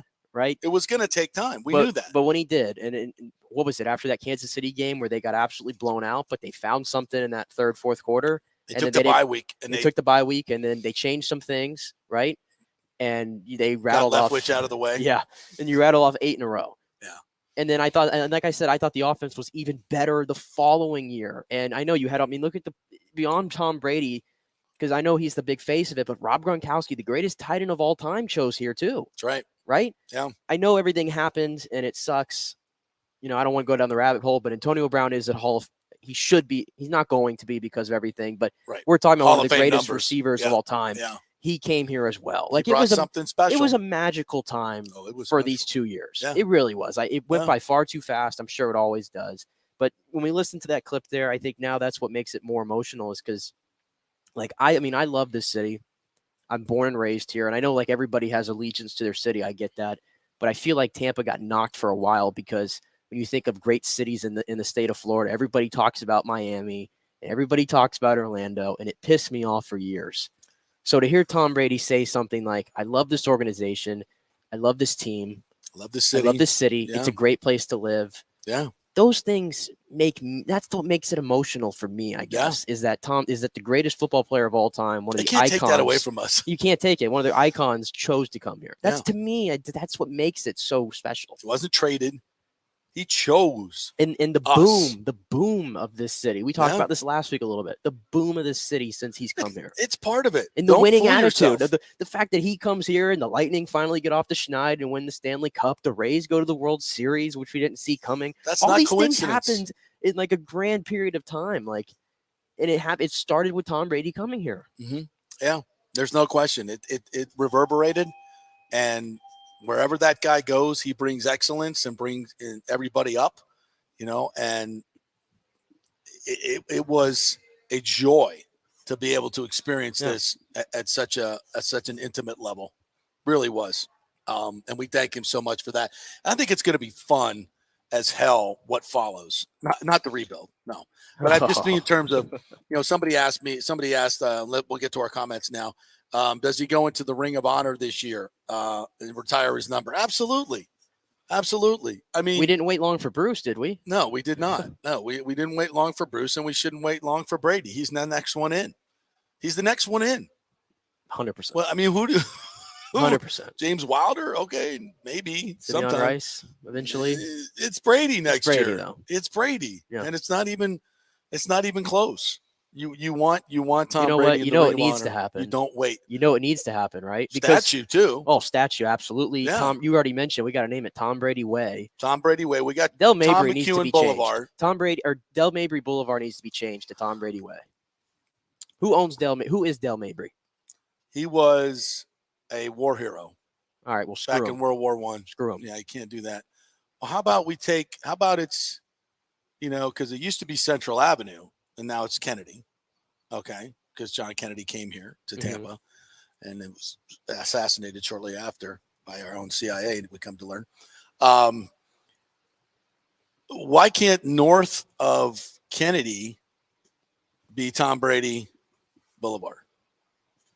Like, can we cut off Dale Mabry down toward Dale Mabry still exists down towards MacDill Air Force Base, which he has a connection to, but north of it is Tom Brady Boulevard. All options are on the table. All options are on the table. Or just maybe that, there's a street that goes, they renamed Tom McEwen Boulevard is like just between Dale Mabry and Hines.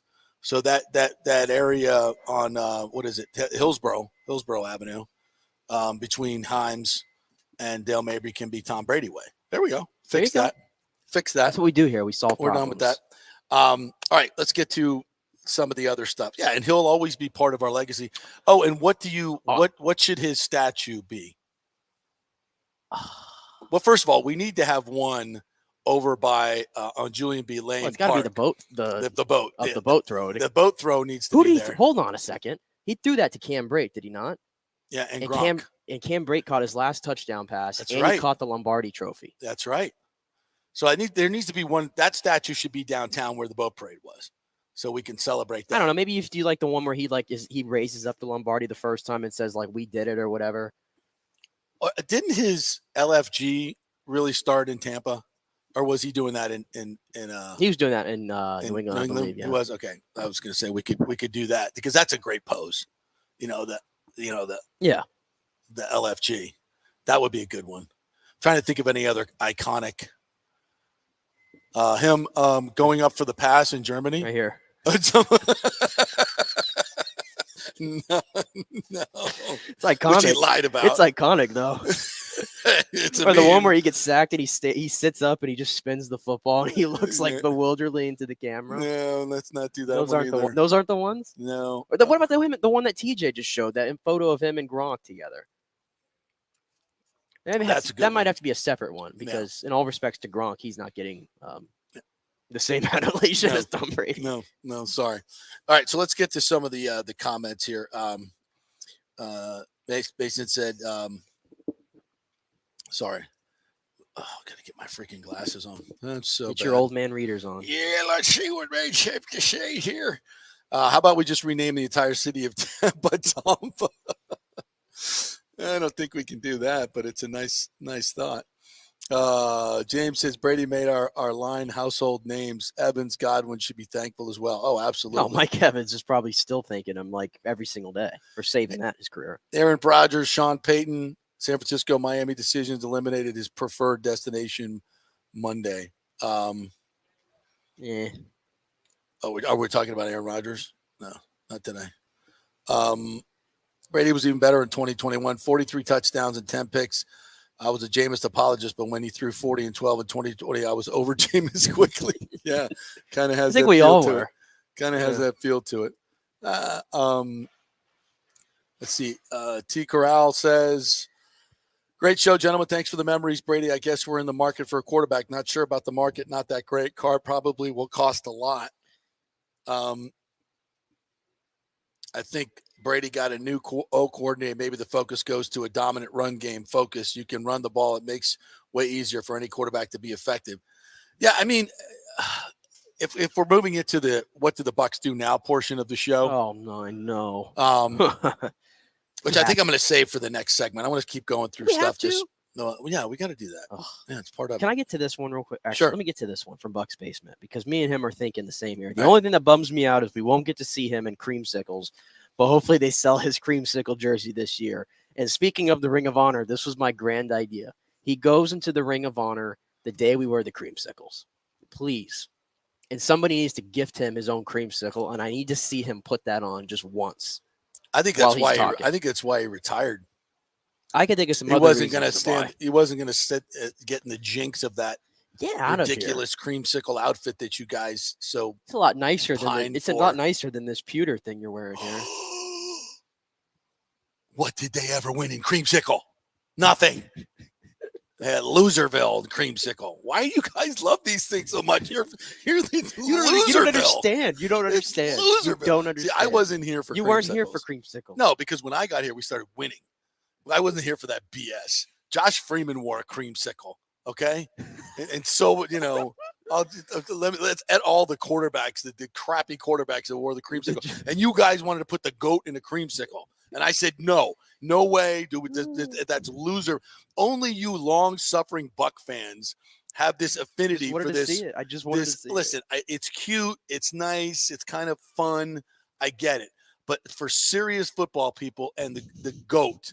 The GOAT should never be seen in that joke of a uniform. I'm sorry.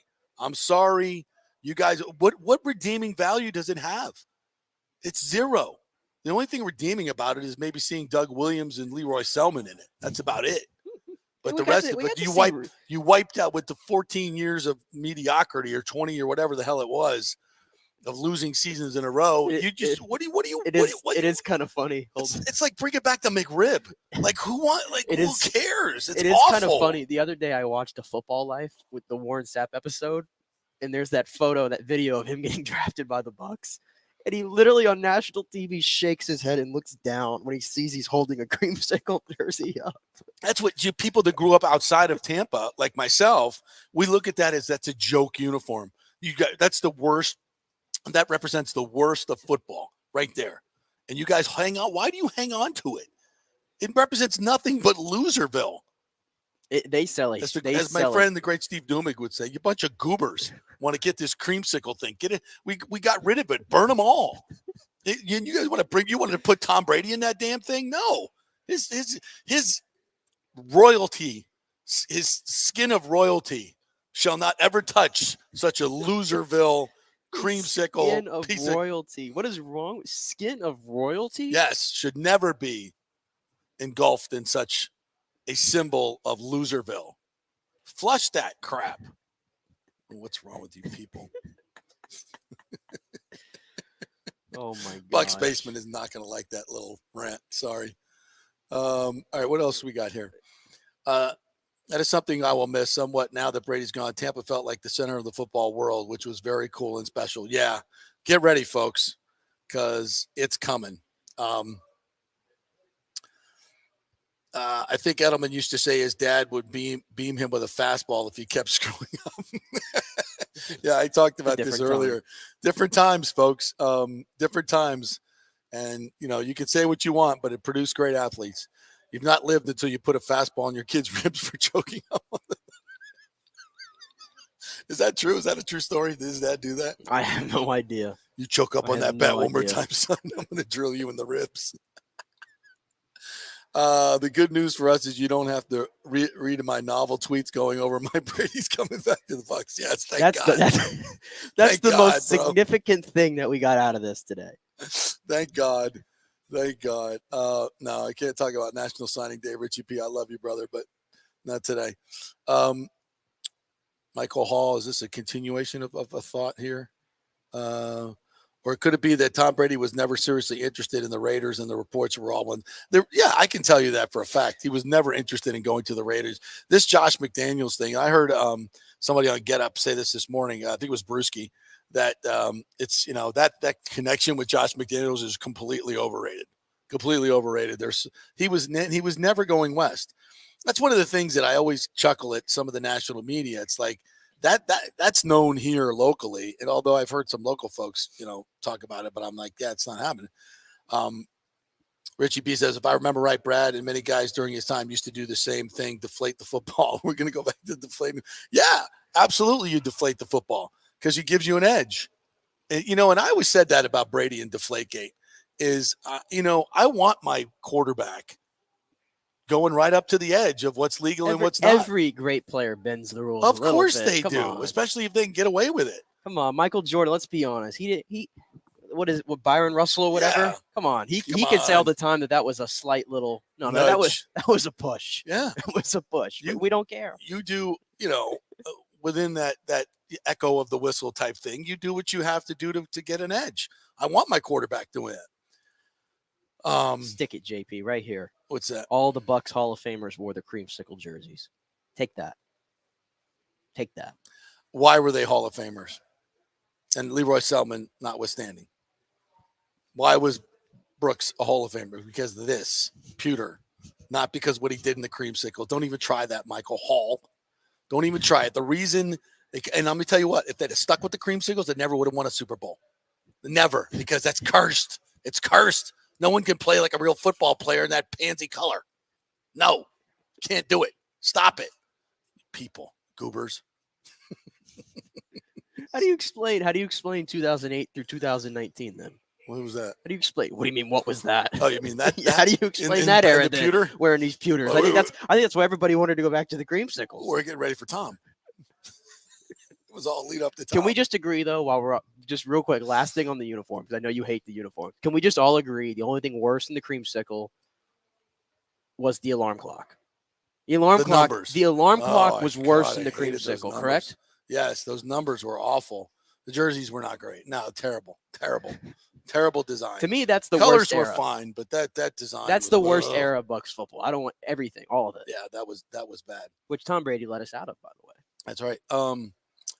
Tom thought this: if you went to the best team in the league this year, there would be no guarantee that they would have a winning season next year. He helped their salary cap situation. I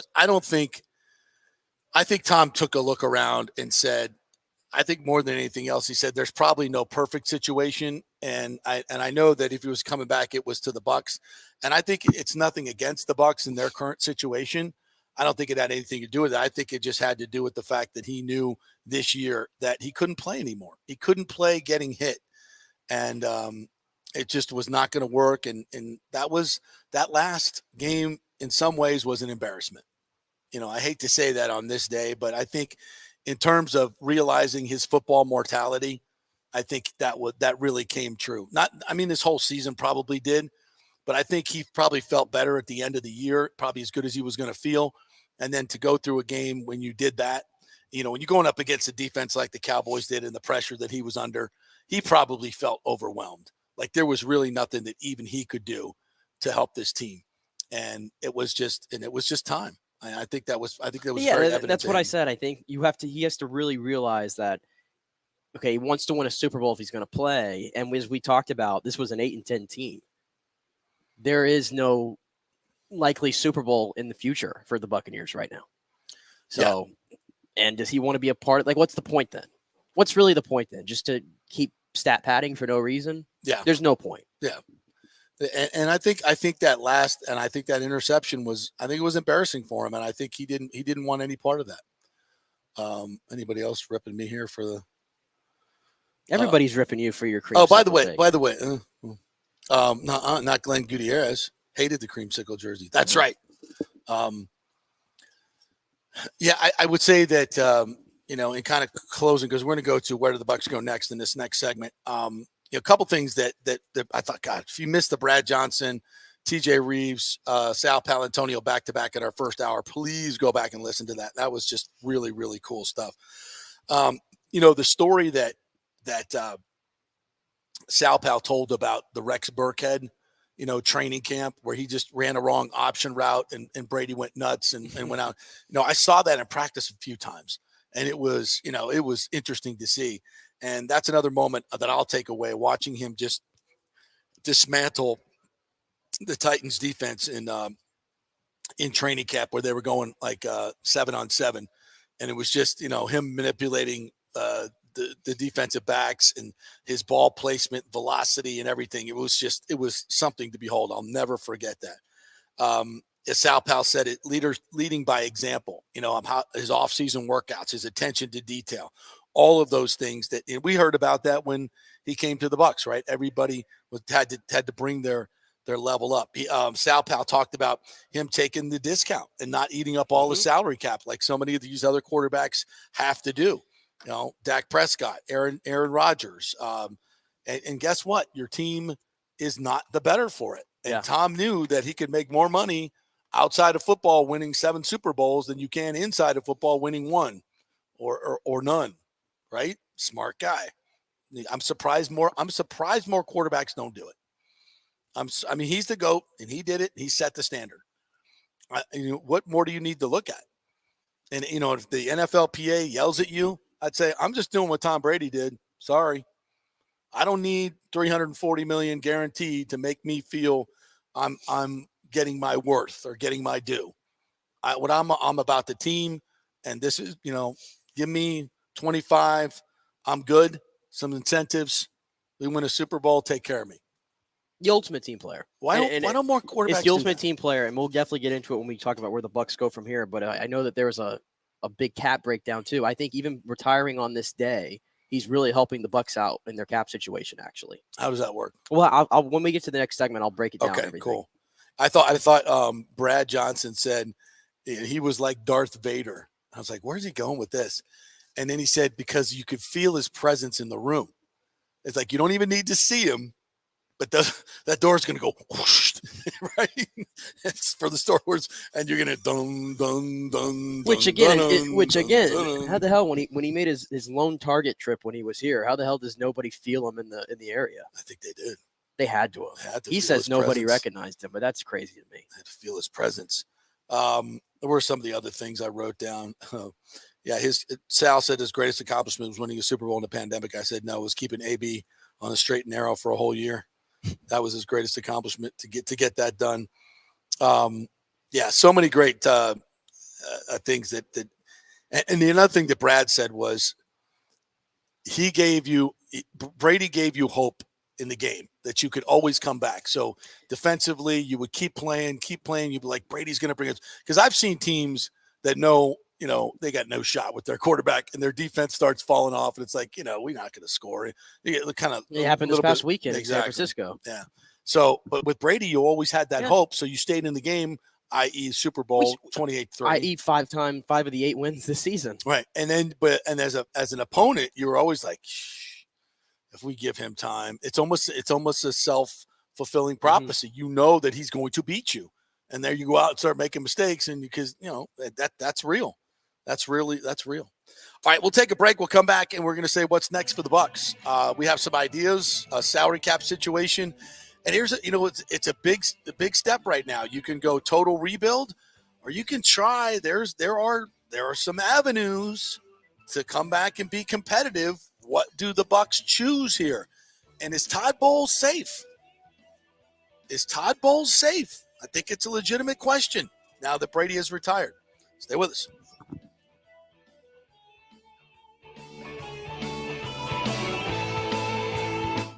Time to make sure your home insurance is in order. In the last year, many of us have made improvements to our homes. So call the folks at Italiano and discuss these upgrades to make sure you have enough coverage. According to a recent report, almost 64% of homeowners don't have enough insurance on their home, which is their most valuable asset. Also, a great time to make sure you have flood insurance. Even if your mortgage company does not require flood insurance, your home could still be at flood risk. Another big item as we enter hurricane season is making sure your pool enclosure is added to your policy and there will be no issue at claim time. That happens a lot.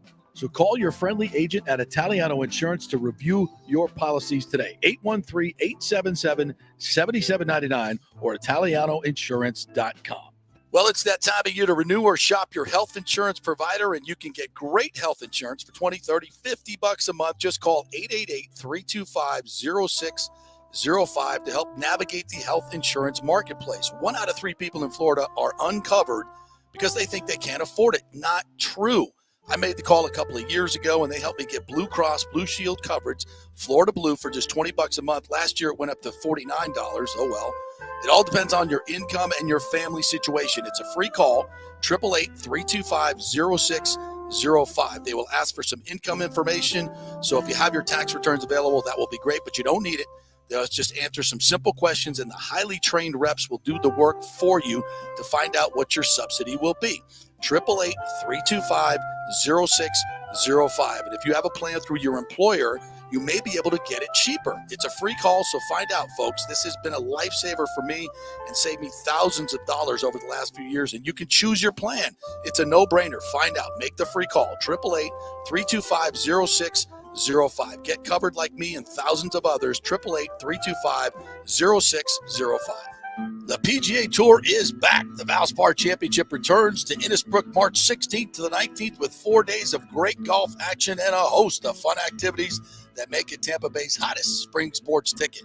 Every tournament day offers something different. On Friday, we'll celebrate St. Patrick's Day with the wearing of the green. Saturday means Valspar Live, where tournament patrons will be able to enjoy country music superstar Darius Rucker with a free 90-minute show after the conclusion of play. And on Sunday, we're going to crown a champion. You don't want to miss it. Everybody will be there. Tickets on sale now at ValsparChampionship.com for all tournament days, both grounds and premium ticket options. You don't want to miss it. The 2023 Valspar Championship. Hey guys, it's a new year, so are you looking for a new you to lose weight, lean up? There are many diets and chiropractors and weight loss clinics out there, but you know where to start? Bay Area Modern Medical Center. Chris Lugo, PA, and his professional staff will devise a personal plan for you that gets results and help you keep the weight off. Everybody metabolizes food and supplements differently, and many of these other approaches are designed for the masses, the quick weight loss, but it doesn't stay off, right? Chris will spend one-on-one time with you to find out what works best for you, so the weight comes off safely without use of drugs that only work temporarily. So call 844-977-3477 or go to BAMMC.com. And Chris will join us each Monday at 11:45 to talk about your wellness and the significant injuries to athletes in the sports world. That's 844-977-3477 or BAMMC.com. Hey, folks, it's still engagement season, and where better to get that special ring than the Gold and Diamond Source? The Gold and Diamond Source has the largest selection of engagement rings in the country, a literal jewelry super center with 30 times the inventory of any normal jeweler. You don't have to wait to spend any extra time waiting for them to bring something in. They have everything right there in-house, so why go anywhere else? And you can get up to 15% off this January if you buy something with the birthstone, which is garnet. Garnet and gold, Florida State, get something for your favorite Seminole. And let's not forget the Emily collection from Emily Johnson Weintraub. Very affordable, real gold and diamond jewelry, always stylish and unique. Emily has created this fashion-forward gold, diamond, and gemstone jewelry line ideal for everyday wear. Each piece is designed to enhance your look by featuring eye-catching, modern geometrical shapes. Really unique stuff. Got to check it out. And, of course, Julie and Steve Weintraub, great benefactors here in the local community. So let's keep it local. And you can get 0% financing for up to 5 years. Get a big ring for a little price. It's the Golden Diamond Source, 3800 Olmerton Road, always online at thegoldendiamondsource.com. Pure sports. JP is back on. Welcome back. FanStream Sports. The KC-8. Here's the snap out of the gun. Play action fake. Pass to Gronkowski. He's going to score a touchdown. Touchdown Tampa Bay. Holy guacamole. He breaks the record. He's got his 23rd touchdown in the postseason from Tom Brady. Holy guacamole. I don't think I've ever heard that. I've heard it. Why did I just pick up on that? Holy I haven't heard it either. Holy guacamole. Yeah. Oh, great call by the great Gene Decker. That was I kind of felt like in the Super Bowl, that was the moment I thought we were going to win it because that was the first touchdown, right? That was the first touchdown. How about the ingenuity on that play? Gronk coming underneath the formation, getting open in the flat. Have we run that play since? I was going to say, once upon a time, we had good scheming. Seriously, have we run? I don't think we've run that play since. You've been calling for you were calling for this play all year, I feel like. Yeah. Look at this. I'm watching it in like slow-mo by pixel, and I'm looking at Evans just dragging this corner across the field with him. Gronk coming across the line. Frank Clark bites on Fournette. Look at him in no man's land, and Gronk's wide open. Gronk's wide It's beautiful. Open. Tyrann Mathieu stops running right here and says, "Oh, F." Holy guacamole. Wow. What a time. Fantastic. Welcome back. We're brought to you by the Jeeves Law Group. If your car has been totaled in an accident, you do not think you got the settlement you deserve, call the Jeeves Law Group. Contact them through the website at jeeveslawgroup.com. Tell them JP sent you. It's a free call. You might have a case. Even if it was a couple years ago, you might have a case. So give them a call. Collect some dough. They'll get some dough for you. They don't want to hear from the Jeeves Law Group. They'll be like, oh, what, are you kidding me? All right, here's some money. So, check them out, jeeveslawgroup.com. All right. So as we look forward, you had a very interesting a piece of information on his cap hit because he did it today. It really, and that's the thing, but the Bucs really needed, they were asking Tom if they can make his decision as soon as humanly possible. Yeah. And he could have taken a couple more weeks. There's no doubt about it. So a big attaboy to Tom. Once again, doing what he's done his entire career, helping out his team, and he really helped out the Bucs in terms of the Calvary situation. Yeah, and explain why. Yeah, I'll credit Josh Capo here from Pewter Report, who breaks down this cap very well. So if they sign him to a $1.165 million salary, a restructured contract for 2023, this will allow them to carry his contract at an $11.9 million cap figure through June 1st, after which then they can process his retirement. And what that does is his cap hit for 2023 will be $10.8 million instead of the $35.1 million. That's what we've been hearing. So that clears $24.3 million. However, that would all have to be paid then in 2024. Okay. So you would be pushing it down another year, but it gives you a lot of cap flexibility that you probably didn't think you'd have this year. Plus, you just got $20 million more in the cap because it went up to 22 Yes. 28. Yes. So you got $20 million more. You can save about $10 million if you cut Donovan Smith. You could restructure his contract too and save some money, but I don't know, at 30 years old, coming off an injury. At this point, when Brady's not here, it's like you have, again, we've went through some of these scenarios. It's like, who do you want for this future and who do you don't? And Donovan Smith to me is right on that kind of like on that midline. So there are a couple scenarios here. There are a couple scenarios that the Bucs could do. And number one is just tear it down to the studs, complete rebuild, sell off all your assets, trade anybody who's not going to be an asset in 2 years. And mostly I'm looking at, 2024 and 25, 26. Those are the years you really got to look at. If you're everybody wants to be competitive next year. And I think they could be competitive next year. And this is the scenario. So if you do that, okay, you rework, you get rid of Fournette, get rid of Cam Brate, get rid of Suckup, some of the older guys. You can clear, and Donovan Smith, you can clear, what did we say, $65 million in the cap? You could, if you restructure, like the Shaq Barretts of the world, the Evans of the world, the Godwin of the world, all those. Yeah. So you could bring, Shaq back. You can bring Evans back. You can obviously Godwin's going to be back. Evans, Ryan Jensen, and still have about. See, if you're only going to take a $10 million charge on Brady. So, and I'm just doing it as we go. I'm looking probably about $50 to $60 million in cap room. And then you've got all your draft picks, right? Yeah. So the Raiders, it looks like they're going to they painted themselves into and he has a no trade clause, Derek Carr. So he can just keep saying no to trades until they release him. So you don't need any compensation to go get Derek Carr. And I'm going to tell you what, you bring in a new OC and you have Derek Carr here with these weapons, this offensive line and that defense. Keeps you in the game. You're winning the NFC South. I can tell you that right now. Yeah, that's the tough situation here. I would be excited. I would be excited about that. Absolutely. Now you got to go find another tackle. Yeah. Which you can find in the draft. We did it with Tristan Wirfs, which I that's a once in a lifetime pick. I get it. You can find a capable guy that could play right tackle. Luke Gedeke played right tackle, so we're going to give him a pass on his first year. We'll give him the Rondé pass. I want to see him at right tackle since that was his position. That's his position. You moved him to left guard, wrong side, wrong position, totally overwhelmed. Move him back there, you might have an asset. And if that worked out, and you've got, and I thought Nick Leverett played very well at the left guard position. And also, too, he earned that spot. Also, he earned that spot, but Pay also, that man. too, he's going to have competition. Eric Stinney is still under contract. That's right. And Aaron Stinney was, I thought, a quality player before the injury. Now we got Hainsey. Hainsey, to me, Hainsey can move to left guard. He actually might be the leader at left guard. So I think you could have Wirfs, Hainsey, Jensen, Shaq Mason, and right tackle and then right tackle could be Luke Gedeke. But it's easier to find a right tackle than it is a left tackle. And you can draft one. Yeah. So but here's the thing though with the Bucs. They have to be cap, and this is every team.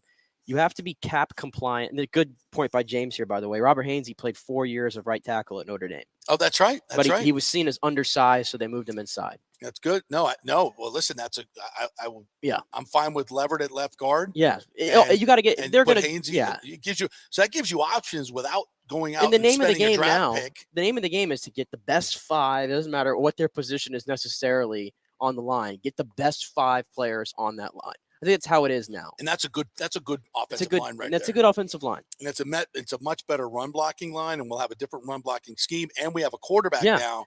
That's what it's. Derek Carr is not like he's not Lamar Jackson, but he can waggle, he can bootleg, he can RPO, he can do everything that the modern offense needs. Yeah. The thing though with the Bucs, he's not the only one out there, by the way. Oh yeah, you kind of are opened up to a little bit more. My boy, Jimmy G. I need to see what the OC situation looks like first before I evaluate Jimmy G. You think there's a little bit of Jimmy G wanting to come and follow Tom Brady? Listen, I love Jimmy G, but he does not want to follow Tom Brady. I don't know if he does not want to follow Tom Brady. I don't know if he does. But listen, I'm just thinking about if you're a Bucs fan, the defense, I think defense needs some work. There's no question defense needs some work. But what do you do about Levante David too now?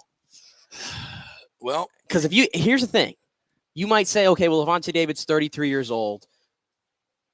The perception is you're not really competing for a Super Bowl anymore. What's the point of bringing him back? But I'm telling you, that position is so important. Yeah. And I'm just thinking, like, Devin White is still, to me, is a huge question mark 4 years in. Yeah. And I don't know. I don't want to look at the defense without a Levante David in there right now. No. Who hasn't really, in my opinion, shown any decline. Right. So. And you got to do something with SMB. Jamel Dean. I think sitting Jamel Dean down in the last game, I just don't understand. I think Dean's going to price himself out of the Bucs market. He might. He'll be sought after because of his PFF grades and the fact, look, he can play man-to-man defense. It's hard to find corners that big in this league that can play man-to-man. Now his ball skills are, but he ain't an old player. No, he's right. 26 years old, maybe. But he needs to improve those ball skills big time. Yeah.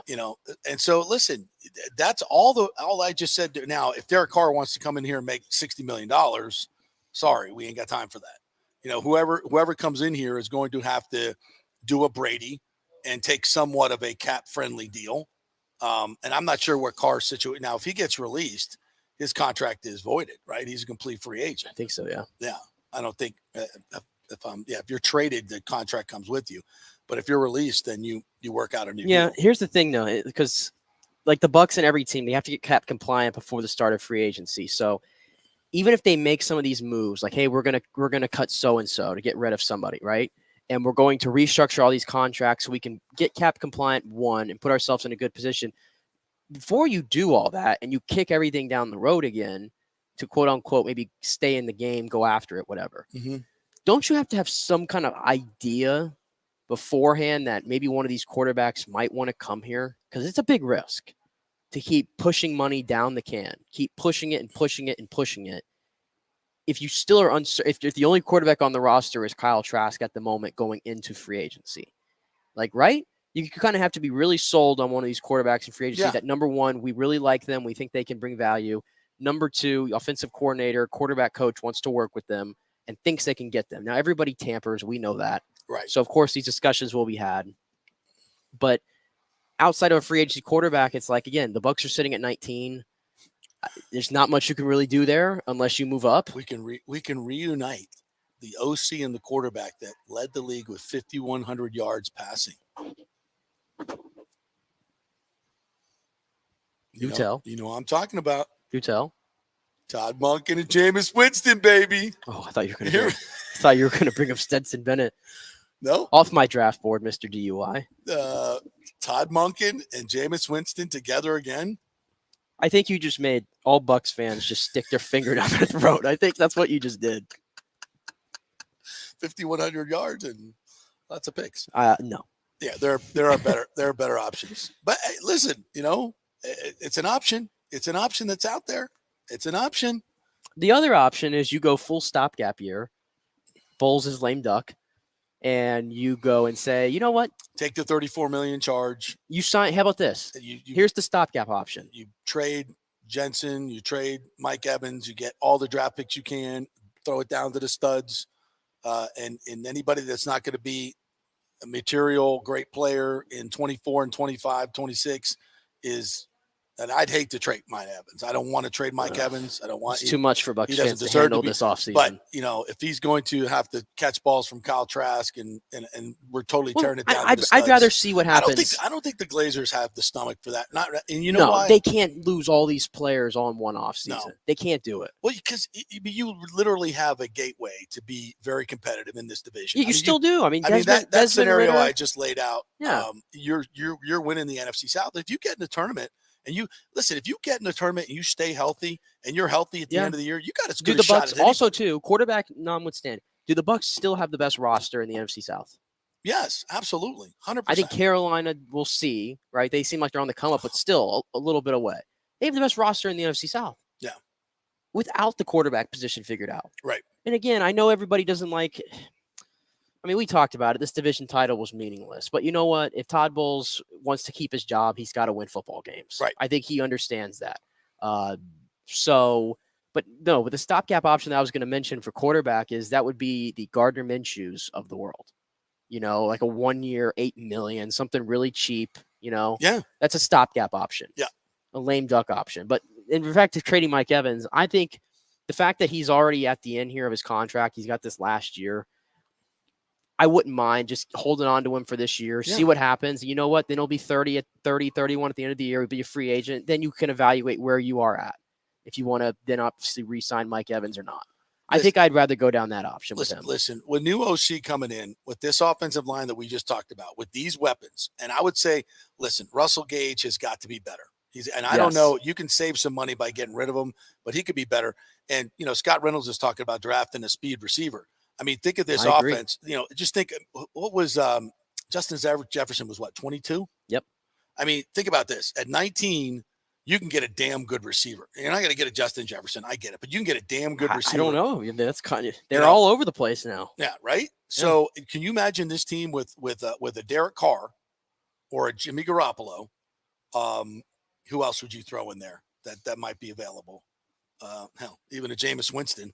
You throw a guy that can push the ball down the field like those guys, and you get someone who's some semblance of a great speed receiver, and there's some great ones in this draft. You get that going. I think Rachaad White is a very good tailback. I think he's a lot better than people think he is because of the dysfunction of this offensive system. I think he's way better. So I think you can have a legitimate running game. That's an offense that should be able to score 24 to 28 points a game.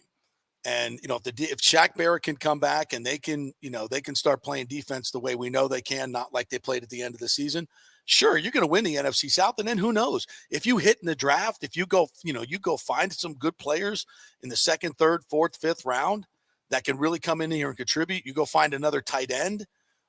Maybe it's another explosive running back that's even faster than Rachaad White.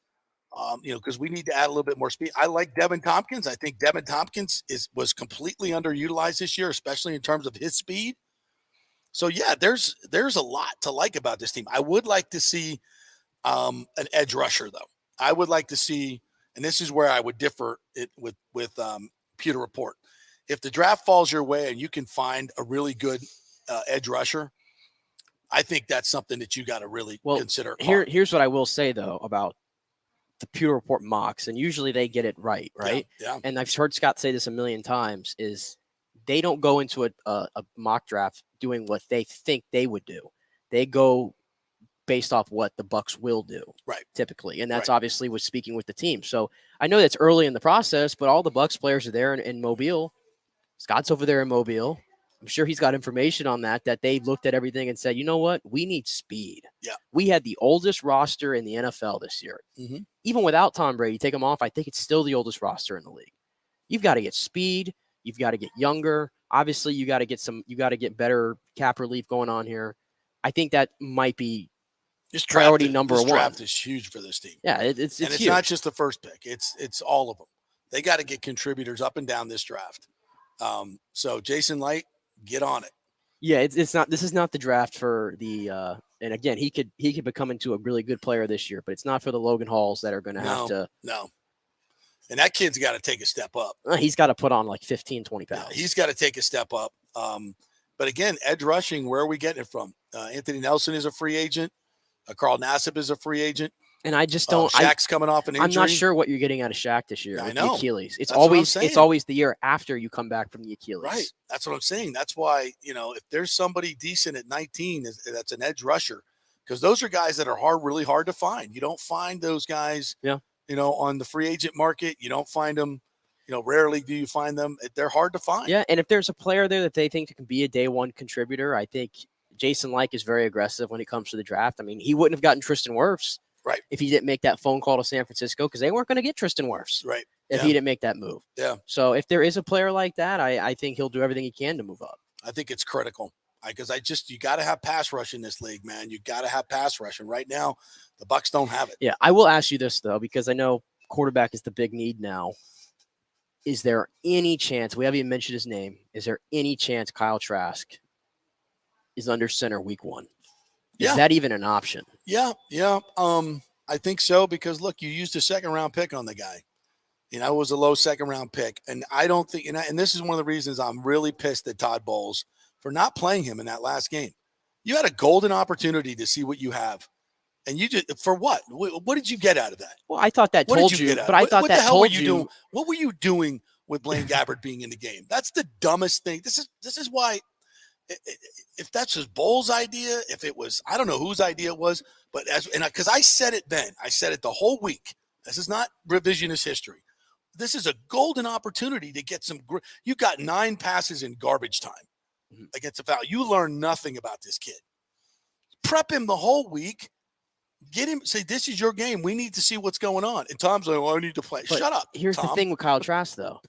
How many games has he dressed in his career? 2? 2. He's dressed 2. He's got 9 passes to his name, and he's worked 2 years learning whose offense?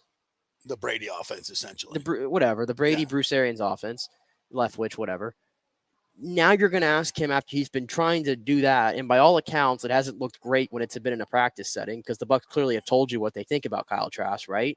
And then to have a new OC come in here, and now we're just going to all throw this on him. I think that option seems like that's like my lowest option I think I would get to is Kyle Trask being the quarterback in 2023. That to me is we have struck out all along the way, and we have no other option besides the fact that he's the only quarterback on the roster.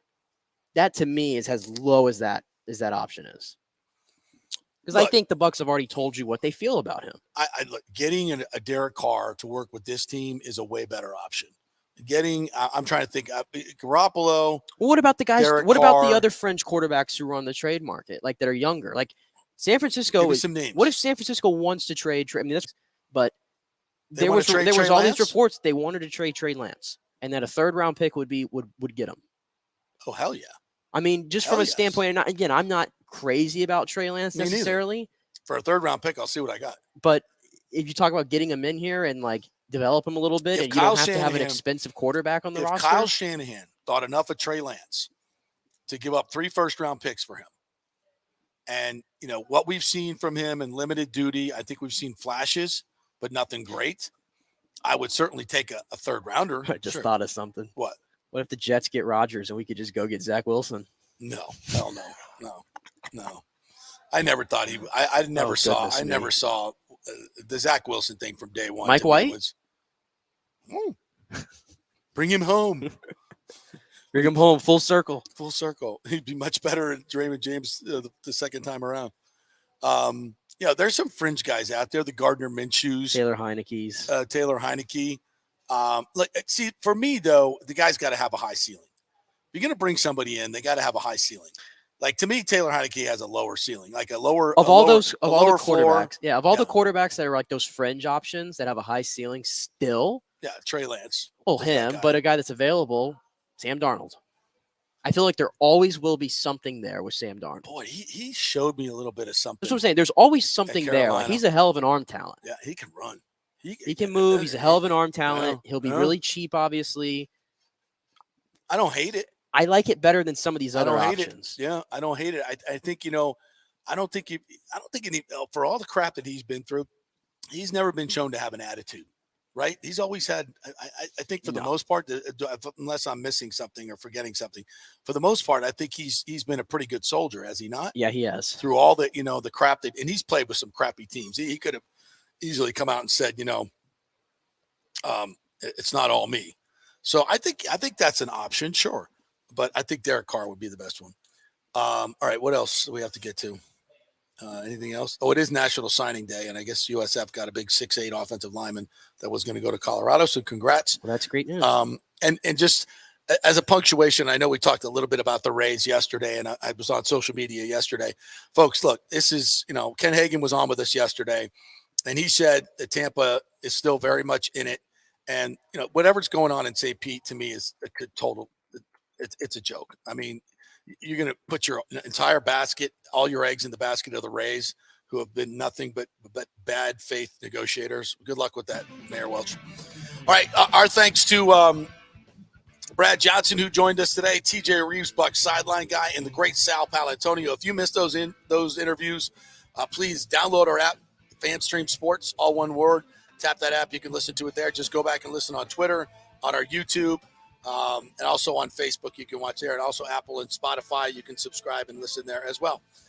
We will be back tomorrow with a live show, with more fun and frivolity, looking at what's next for the Buccaneers, and we will chat to you then.